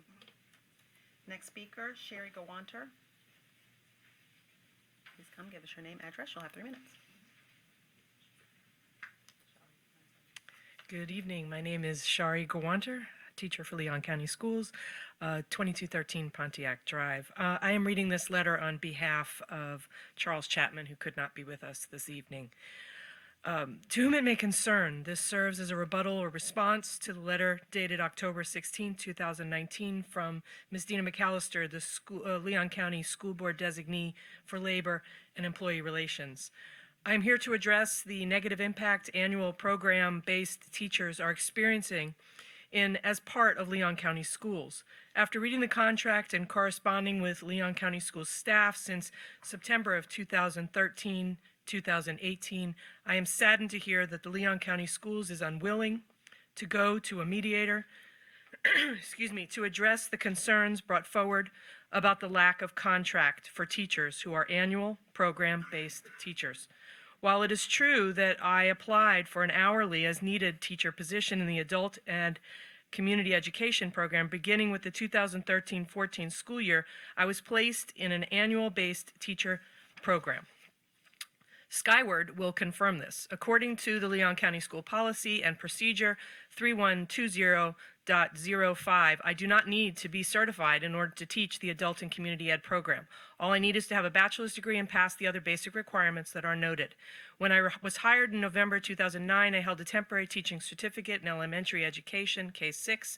I did not pursue certification when I realized I did not need it in order to continue teaching at the adult and community education program. My temporary teaching certificate in elementary education, K-6, expired 2013. However, I do meet the certified, non-certified expert criteria. This designation is often used at Lively for staff with no issues. I passed the elementary education K-6 subject area test in 2007 and general knowledge test in 2011. Between 2010 and 13, I graduated over 200 students with their high school diplomas for 2002 series of the GED. Since the 2014 GED series, I came out and have graduated at least 20 students. I work at least 7.5 hours a day, and I teach at least 45 students a day. During the 2015-2019 school years, on Monday, Wednesday evenings, I also taught additional 15 students. Here is what LCTA contract to 20.04 Part D reads. Compensation for summer school, evening school, other programs, hourly as needed annual program-based employees. D, beginning with 1996-97, all positions have been I'm going to skip through because it looks like my time is running through, and I'm basically going to go to the end. It says, my question, if I do not qualify for the LCTA contract 20.04 Part D, who does? If Leon County Schools staff can be provided a contract through a grant such as Title I, Title II, why can't I? I ask Leon County Schools to reconsider their choice. Do not allow a mediator to hear from both LCTA and Leon County Schools. Our only other position is arbitration. Sincerely, Charles Chapman. Thank you. And I do have copies to share Next speaker. that include the pieces I did not read. Thank you, Ms. Gawanter. The next speaker is Karen Miller. Please come forward. Give us your name and address. You'll have 3 minutes.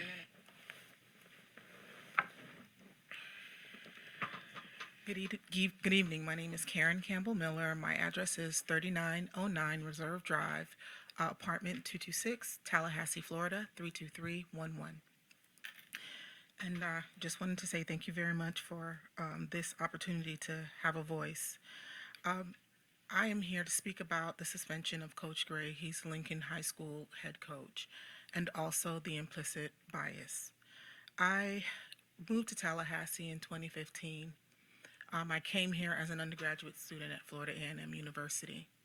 I love the city so much that when life took changes for me, I came back with my son as a single mother.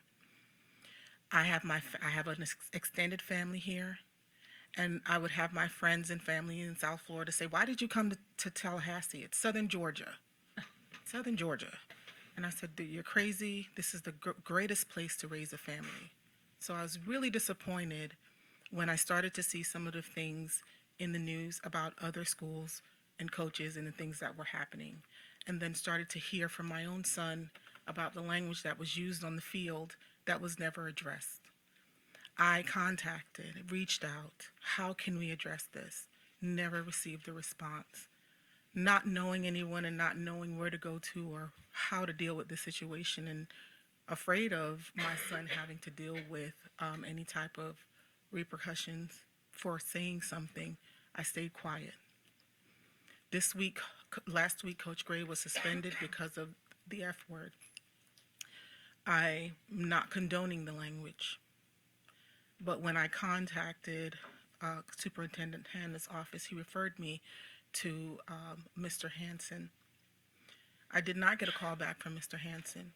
I got a call back from the current athletic director, Ricky Bell, and I was very disturbed by that conversation that I had with him. I don't know Mr. Ricky Bell. I couldn't tell you what he looked like if I saw him. But what I do know is that there is an issue.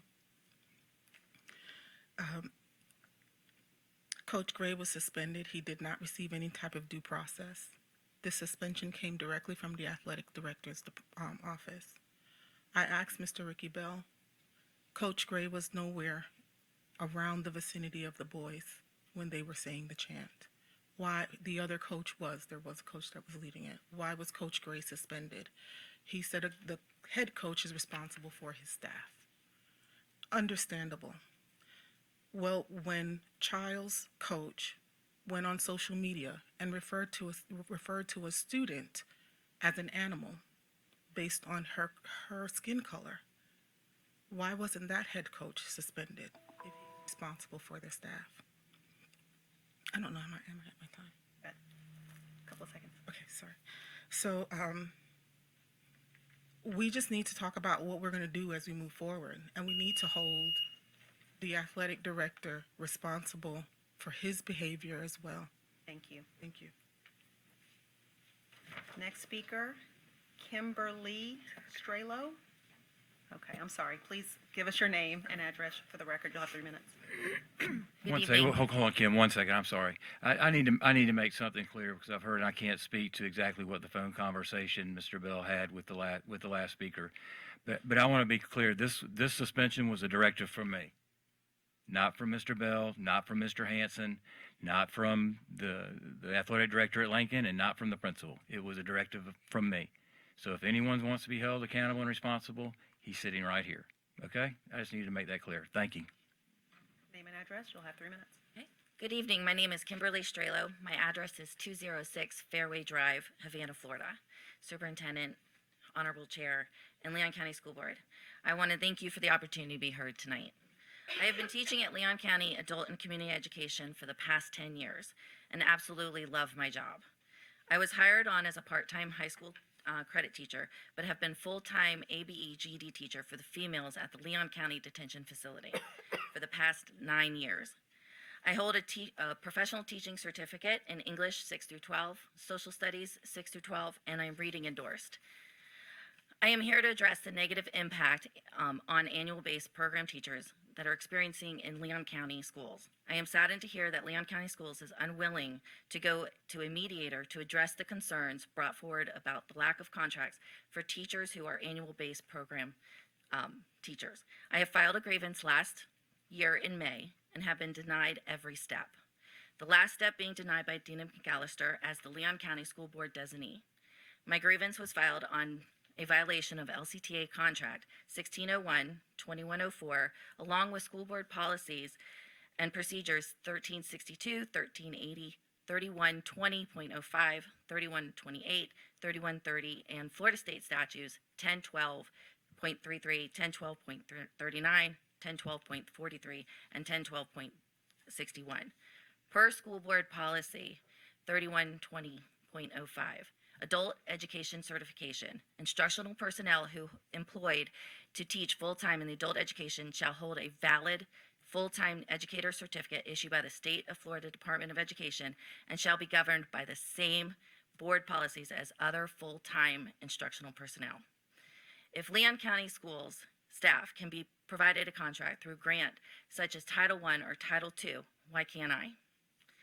I asked Leon County Schools to reconsider their choice to not allow a mediator to hear from both LCTA and LCS and not go to arbitration, which will cost us both financially. Thank you. Thank you. And the last speaker, I believe there was one speaker that did waive their time in favor of Ms. Miller. Yes. Okay, so our last speaker is Lynn Jones.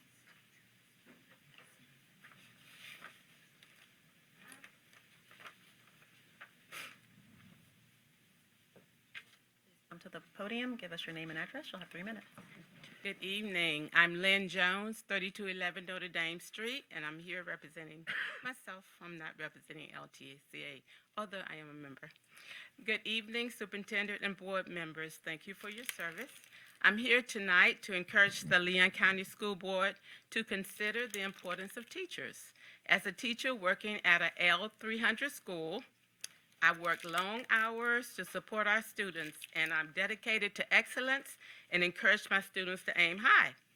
Our class had fun today, but at 1:40 p.m., it was time to transition to another subject. We were enjoying our discussion about the beach. Students were writing, editing, and providing support to their peers. Time for math intervention. But we did math from 9:30 to 11:30. Then we did 20 minutes of science. How about we finish our discussion, know it was time for math, but maybe if I had an aide or volunteer, we could continue. But I'm petitioning to have the master schedule flexible so that we can have the opportunity to continue our discussions if necessary. Teaching is a choice for many, so I knew the pay was low because my mom was a teacher for 25 years, and for too long it has been decided that teachers are only worth a bonus and not a salary. We are important and deserve a salary that encourages continued service to our children. Leon County School Board, will you take the challenge and show that you care? Let's provide a true salary for teachers and not a bonus. We care. Thank you. Thank you. Madam Chair, no more speakers. Okay. Thank you all for bringing your comments to us, and I know that some of those will be followed up by the superintendent. They will, and I heard Kim and those of you at Adult Ed, I need to get some more information from Dina McAllister, and I'll have her and Leonard Dietzen come because I don't know enough about that issue to And then speak you can to it. give us a briefing. Absolutely, yeah, I will. Okay. Okay. So again, thank you, and look forward to your follow-up on that, Superintendent. Okay, so next is items of consent. Do I have a motion? So moved. Second. It's been moved and seconded. All in favor say aye. Aye. Opposed? That passes. Now we scoot on down to 1901. Madam Chair, there's a public hearing for this. I'd like to call a public hearing for 1901. I don't believe there are any speakers. Are there any speakers? No. Having no speakers, I'd like to close the public hearing and then open it up for the presentation by Dr. Gale, and then we'll have a motion. Good evening, Madam Chair, school board members, and superintendent. As you know, this is a public hearing, which has been closed, for this particular policy on public records. As you know, we cleaned up some language within the policy. We have named a specific person, not a person, so to speak, but their position in the policy, and we've also aligned it with other state statutes that deal with public records. Have a motion? Move approval. Second. It's been moved and seconded. All in favor say aye. Aye. Opposed? Passes. Thank you. Next is Safe School Assessments, 1902. We can't stop Chief Hunkyar. See Mr. Hunkyar coming up to the podium. Chief Hunkyar. Good evening, Madam Chair, Superintendent, school board members. This item refers to the Florida Safe School Assessment. It's been in place since 2001. It was initially born out of the agency, which is OPAGA, which is the Office of Program, Policy, and Governmental Accountability.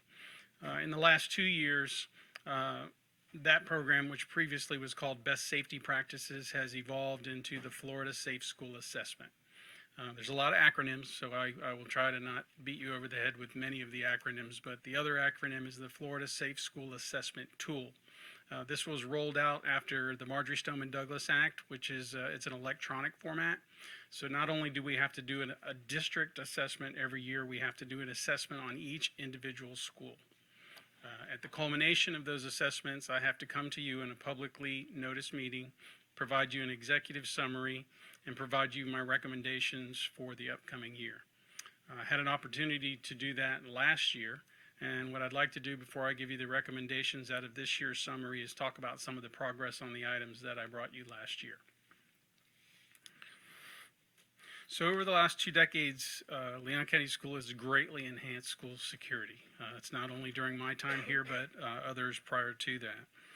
I'm proud to say that we have met all our compliance items related to Senate Bill 7026, Senate Bill 7030, and we continue to add enhanced features to schools in a thoughtful way. Superintendent, myself, and our team have a lot of conversations about what our schools should look like and how they should feel, and I think we're accomplishing that as we move forward.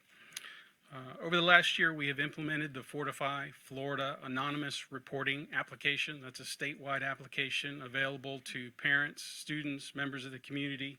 If they're aware of threatening information, they can download this app, and with a push a button, it'll go to the Leon County Sheriff's Office, the school administration, our office. You'll see that the anonymous application is prominently posted on all of our district websites, and we rolled that out prior to the school year. We have applied for and received a $1.2 million Safe Schools Facility Grant. We anticipate probably about half of that coming up in the next year. Of that $1.2 million, our office, along with a facilities and construction office, has spent about 70% of that, and we continue to work on that. We've completed many projects that create a single point of entry at our schools. Some of the notable ones off the top of my head are Appalachia Elementary School, Fort Braden, Griffin Middle School, and we're currently working on Leon High School, and we have completed Childs High School, and Godby High School is nearly complete as well. We've enhanced a case management software that partners with other items that we have, and the ability to manage incidents and manage investigations in a professional way, so that should we receive a public records request, that we are able to search a database that identifies where a file might reside, as opposed to a paper looking for exercise. So we're pretty happy about that. We've completed active assailant training at all of our schools, and we've updated many of our school policies that are required. You heard about it at the District Advisory Committee briefing. We've launched the RAVE Mutual Aid Panic Button application. We're currently in the testing mode. All of our facilities have been geofenced. All of our employee information has been downloaded into the app. So we're currently, as we speak, daily testing those features in conjunction with the Central Dispatch Agency and our 911 Center. We've updated some decades-old materials, our crisis response manuals that reside in every classroom, and a quick reference flip chart. Everything in that manual aligns with the recommendations in Senate Bill 7030, as well as all the training items that we have done over the last 2 years. And I'm also very proud to say that we have 100% charter school participation. I tell people that our charter schools in the area of safety and security are lockstep with us. Great. So moving forward to the next year, first I'd like to recognize Mr. Kimbler, Jimmy Williams, Mr. Tricay. Over the last 60 days, the amount of work these people have put in to complete these assessments has been amazing. So what is it that we're looking to do for the next year? Working closely on the mental health side with Dr. Cox's office, we recognize that the behavioral threat assessment, as it relates to threats to schools as well as things that happen in schools every day, the requirement to conduct a comprehensive threat assessment. The new law requires that that threat assessment be shared as appropriate with other entities. For example, you leave the district and you transfer to another school. You leave the district, you transfer outside the school, right? You reside in a municipality that might need to have that information.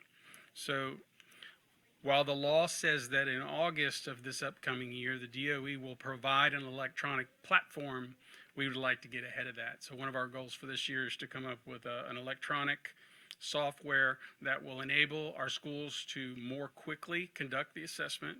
So it provides them an opportunity to have multiple members of their staff working on it at the same time. It'll automatically notify the superintendent in different areas when something substantive is started. And then also if there's something that's if it's a very transient or not a threat, that they're not spending an inordinate amount of time putting together a 22-page document. So we're looking at multiple systems. We have a webinar coming up. So that's at the top of our list, is refining the threat assessment process. Through Mr. Tricay in our office, through a grant at no cost, we provided tourniquets at specialized locations at our schools. It's terrible to think about, but in the worst case scenario, we have staff at each school that is trained in the Stop the Bleed campaign. We have a lot of fun at the expense of the guardhouse. There's been a lot of conversation, but what I will tell you is that some of these schools that were not designed in the time that security is now, the best thing is to have what they call natural surveillance, to have the right people outside, visible, identifying things that don't look correct. So we're not looking to stop every vehicle that comes into our schools. But when you envision a school like Leon High School, that there is just about 0% chance that we can change that entry to create a single point of entry, we have to be able to identify who's coming on and off our campus. So we have a very large project there. In the next 30 days, we'll take delivery of our first, what's called a guardhouse, but I call it a security building. It'll have all the infrastructure that the district has available in terms of our cameras. They'll have telephone activity. They'll be able to have all the other softwares that we have available to them. And I'm very hopeful that it will be a tremendous addition to our schools. So not only at Leon, we look to take and put a very professional type building at Godby and Lincoln within the next year. So as we speak, we're spending a lot of money at Leon High School. I tell people that Leon High School is the closest school to our capital, and the number one topic that will be in the legislative session is school safety. So as they drive by that school, we need to paint a better picture. There's a lot of work going that's with our staff. We met face to face with every team in the district as school started this year. And we went over 31 items with each administration. We both signed off that we understood where that relates in policy, where that relates in the law, and what it is that we can do to help the schools. This has been the best response since I've been here in 14 years. So we will be doing a lot of work at Leon High School. As part of our assessments to where we go out into the schools, over the last couple of years, we've evolved into all doors locked. Locked doors save lives. So there's a little operational problematic activity that come with that. For example, there are some schools that have entire wings that it's very difficult to lock the doors based on the age of the locking mechanisms. So one of the things we're going to do is we've already identified several problematic sites to where we have to provide them modern technology in terms of access control devices so that things can happen quickly. So we'll be working on that. We've also want to move forward with some security glass tinting at a lot of our schools. A lot of our schools have been proactive and have brought this idea to us.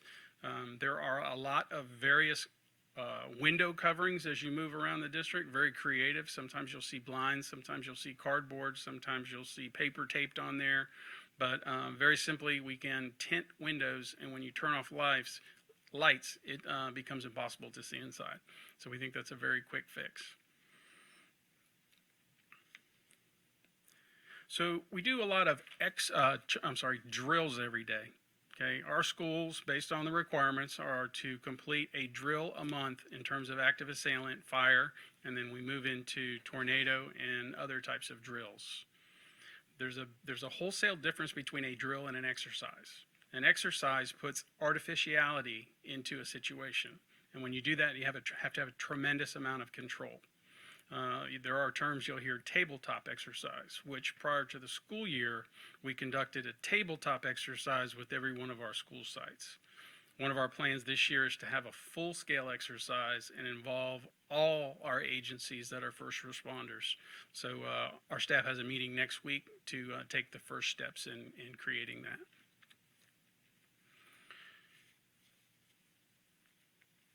So the other thing is we have a lot of messaging, and it was interesting to hear the discussion of the board a couple weeks ago related to the messaging and the marketing of the board.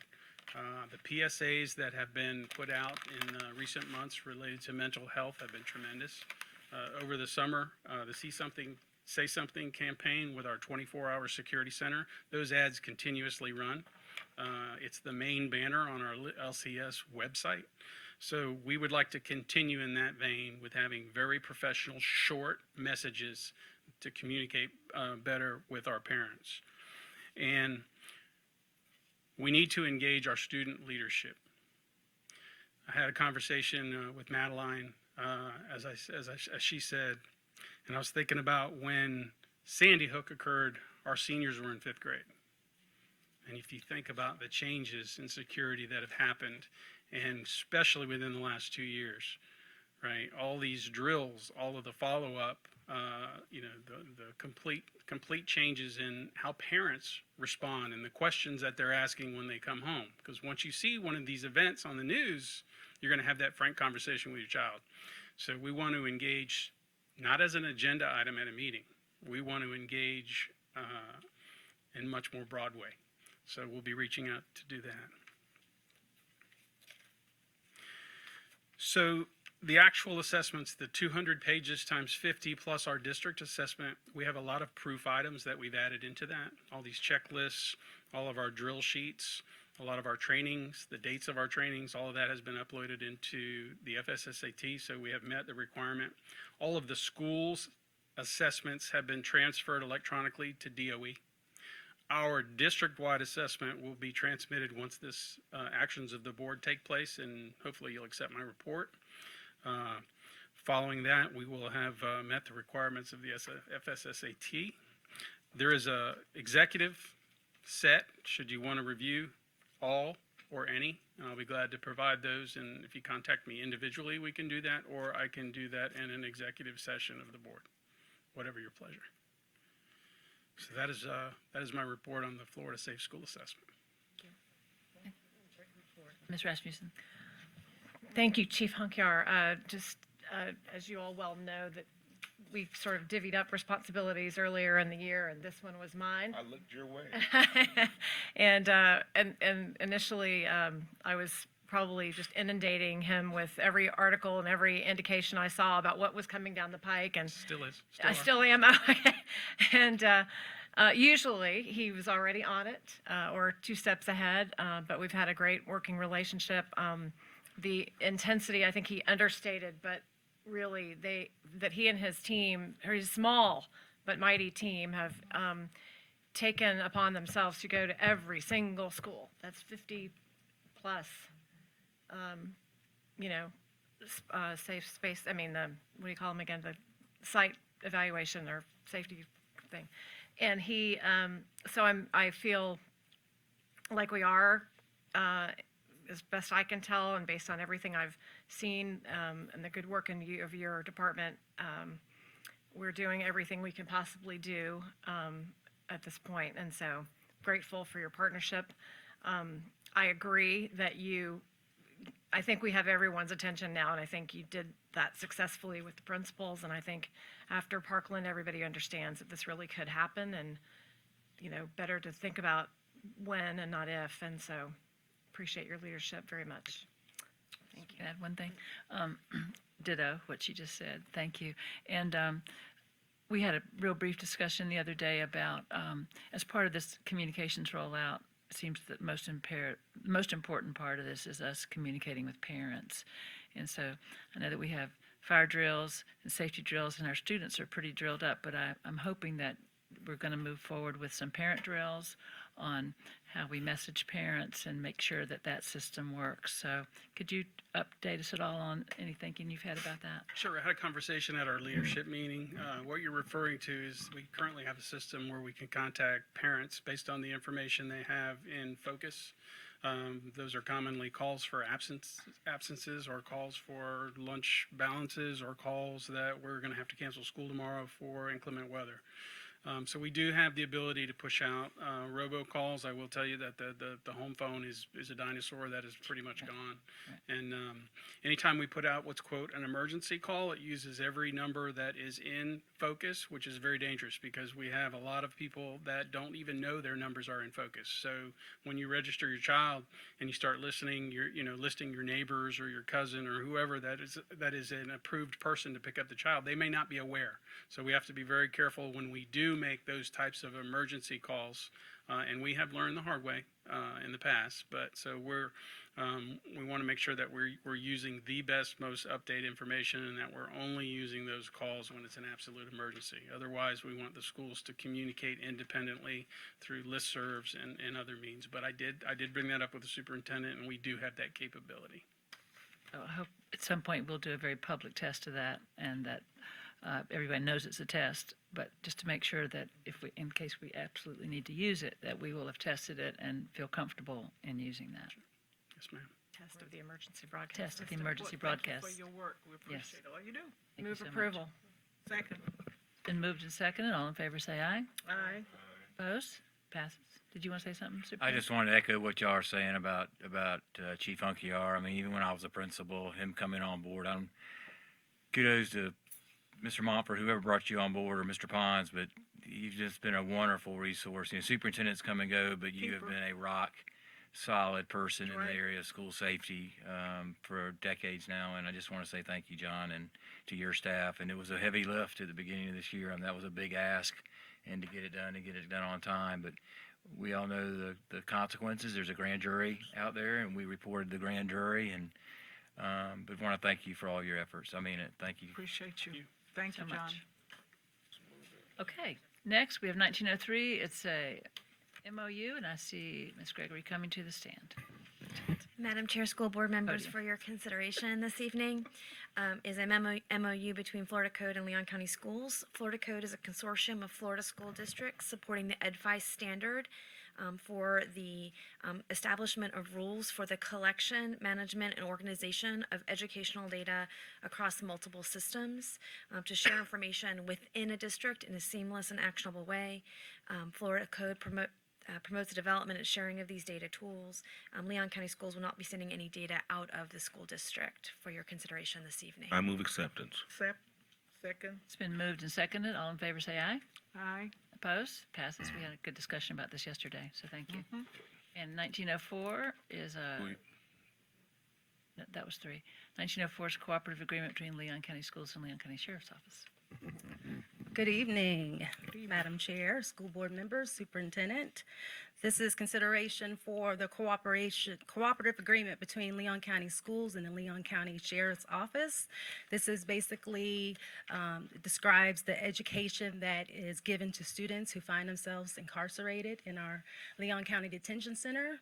And it outlines basically how we will work with Leon County Sheriff Office in the capacity of those students at the detention center. I move acceptance. Second. Really quick, I just want to highlight that there is a scrivener's error on page 2.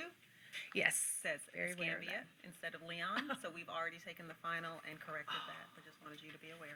Okay, it's been moved and seconded as noted. All in favor say aye. Aye. Opposed? Passes. Good Okay. night, Brooklyn. Thank you for your good She is work. not listening. She is at not- all. No, and I wish the camera had been Oh on her. my I've had to bite my tongue. and All she right, is because just- she's been. she has She been was having a party of Good her night, own. Brooklyn. she was quite entertaining. Yes. Try not to laugh She because is they the were sweetest talking girl about serious ever. Many Thank you. people are I doing saw what Miss Coffee and Dr. Gale over there. I'm like, what? And then looked over there. I'm like, oh, I see it now. Yes. She was having A Good live time. performance.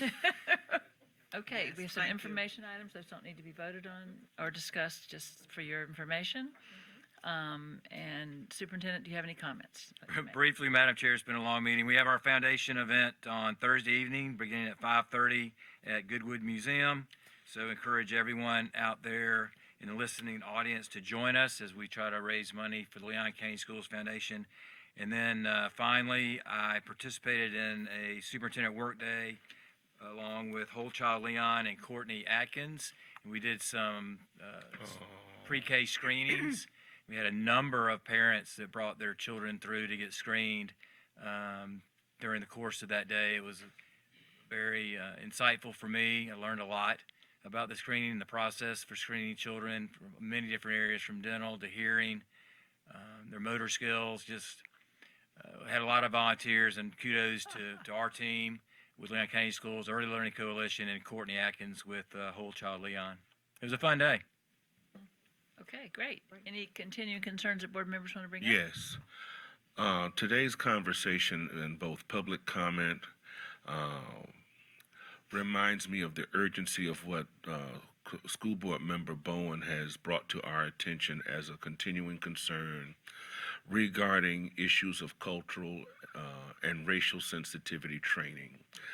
many, as you all recall as a board, we've got a brief snapshot in that lesson that was provided by that presenter, and I found it enlightening for me. I know you all did. We talked about how racism can persist through both policy, through and through leadership and authority. And I think we've got to make certain that as a district, and we've started towards that, particularly with our cooperating with the other branches of government, with the December racism activity. But then we've also got to make certain that our children are not more enlightened than we are. And that we need to make certain that the persons who are in our employ are made aware of what may not be, as the word is described now, implicit bias. I think we can all go a long way in mitigating that. And so I'm looking forward to us. This is her continuing concern, but I'm looking forward to us coming with a plan by which that continuing concern is satisfied. And such that, and if that type of instruction occurs, how then we as a board who are responsible for policy can also be informed our policy along those same lines. Okay, such that we have I think we have the opportunity to provide a gold standard for school districts across the state to take on this type of issue and to inform our policy, our work, and the persons who are in our employ. That's my continuing concern. AP? I just had a question and some comments. So we all heard those parents from Lincoln come here and tell us about the problems that their children told them about on the field, and I just wanted to highlight that is a real thing that happens. Since freshman year, going to Rickards, which has a predominantly African American both football team and soccer team, I've heard a lot of complaints from my classmates and friends about how they were called racial slurs on the field. And I really implore you guys to not take this as a light thing, to really look into it. While Chief John Hunkier was speaking, I'm sorry I couldn't listen to all of it, but I stepped outside to talk to those parents and I got their contact information. I'm going to be speaking to them and hopefully meeting with them soon to get their side of the story. But I also wanted to ask, if listening to their story tonight, if anything was going to be done at our level to not investigate, but to look into why these problems are existing, not just with students. Because from the student perspective, I can always go and meet with those parents and students and discuss why those problems exist. But from the faculty perspective, I wanted to know if anything after this meeting would be done. Let me address a couple of things, and I appreciate your comments. And I would just ask that there are always two sides to every story.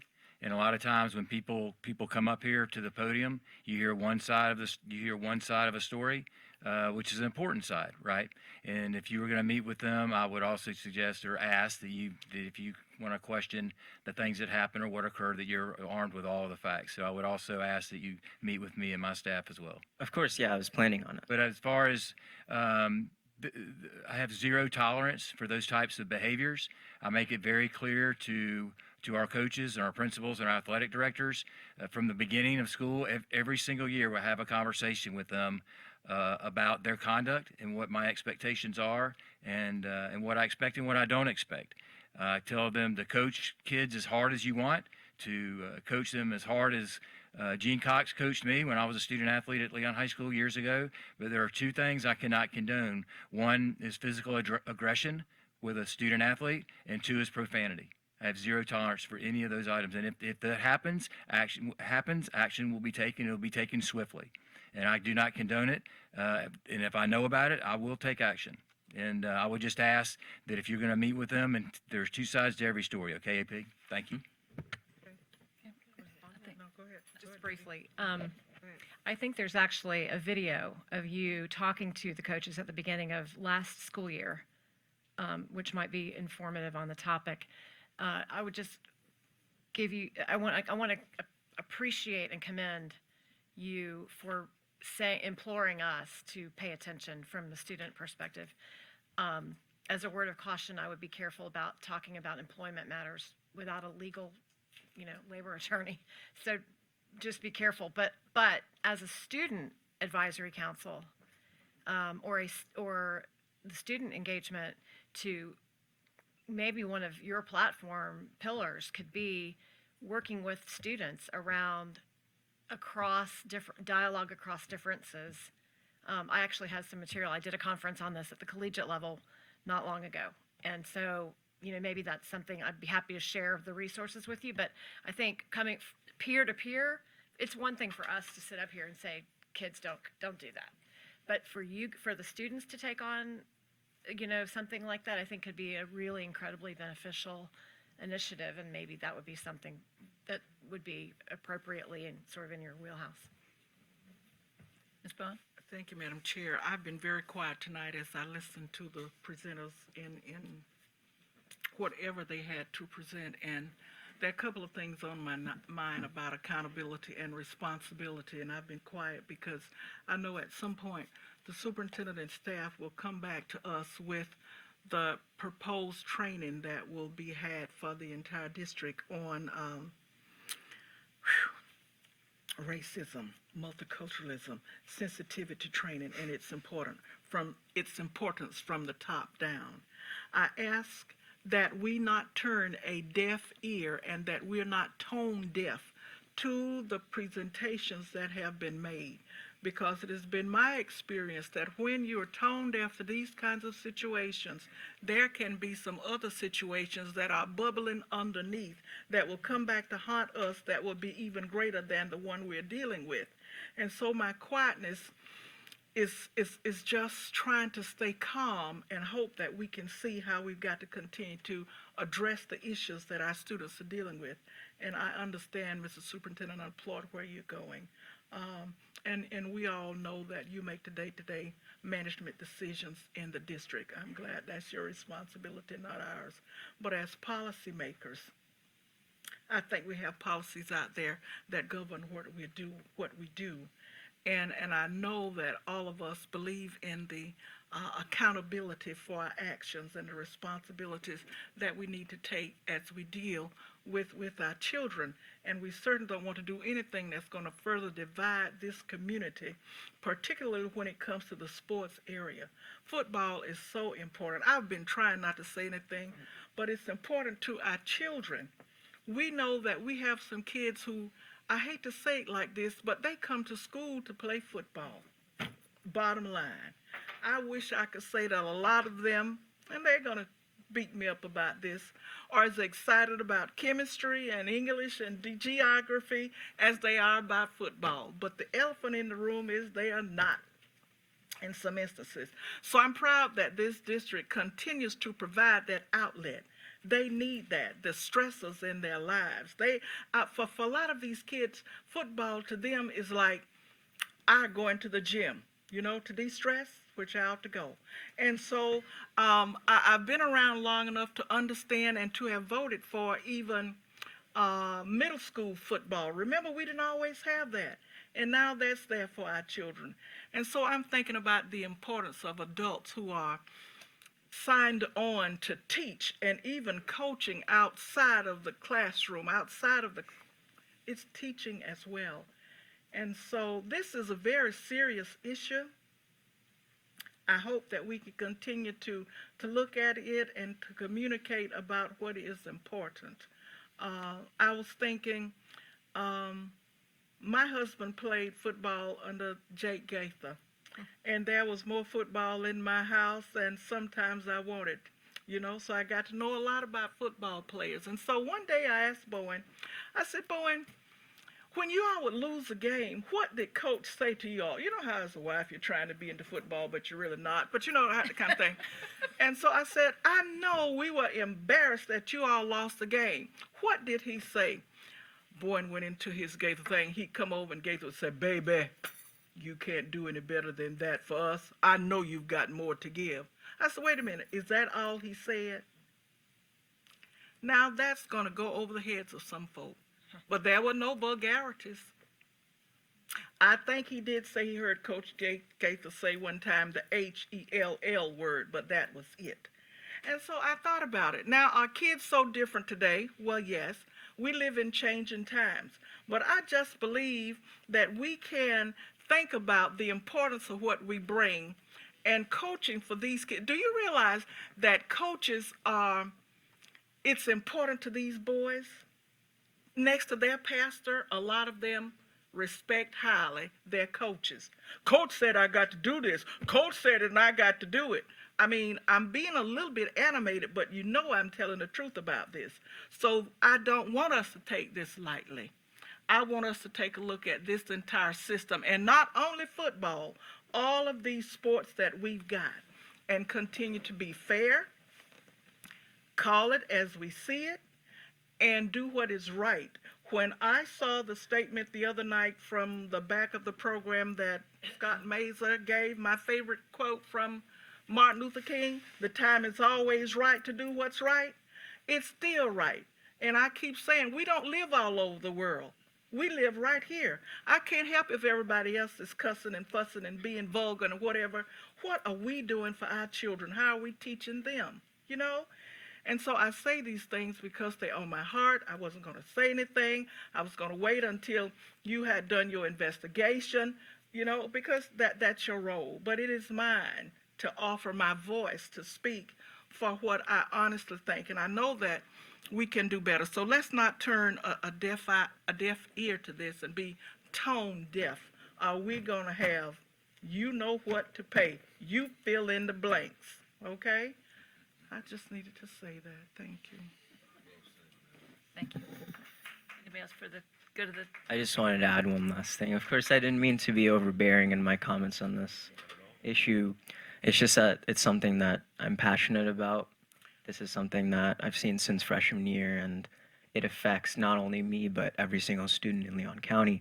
And of course, I'd love to get both sides of the story, because being partisan without getting both sides of the story is an incredibly rash decision. And I'd love to schedule a meeting with you after this meeting. And the resources that you said that you could provide me, I'd love to have them. Thank you. I have one more question, please. I know we're trying to go home. You'll be out in a minute, buddy. But sportsmanlike conduct, to me, as a non-football playing person, to me that used to mean, you know, when you knock somebody down, you pick them up, give them a hand, and lift them up. There's some lessons to be learned, some values to be taught, you know, in that. And I don't think we need to get away from that. And I know, Mr. Superintendent, that you've got your district-wide athletic director out here, and probably your athletic directors at your schools, looking at the policies and coming up with some ways to educate these young men and staff about what that means and what it looks like. What is good sportsmanship? What are the expectations? You know? I mean, really, it's winning everything. Is it all about just win? That's not going to help them to become men. And you can tell that I've been talking to. And I don't want to follow you, but these coaches are role models. There is not a bigger role model I mean, my father died when I was 16. It was Gene Cox and Jimmy Everett. The reason I'm in this profession was because of the coaches that raised me after the passing of my father. Right. They might not realize it, but they are, and how they act or how those children are going to act. And at times I feel like we've lost our moral compass, and it might happen everywhere, but we don't live everywhere, just like you say. I'm a product of our public school system. I was a coach at Lincoln High School, at Leon High School, at Godby High School, and I demand a lot of our coaches and expect a lot, because there are a lot of young eyes that are watching and modeling themselves into adulthood from these adult coaches. Right. And I guess the other thing, I agree with what you said, and I think sometimes people, because personnel decisions aren't always public, sometimes they get in the paper, but sometimes they don't. People don't always know the whole story of what did happen to other people, and so I know you don't want to speak about that in public because that's a personnel issue, but sometimes that hurts the narrative because people don't know what has happened. Thank you. Okay. Anybody else have a new issue, or am I ready to bang the gavel and say goodnight? Good night. Okay, meeting's adjourned. Thank you. Good night, John.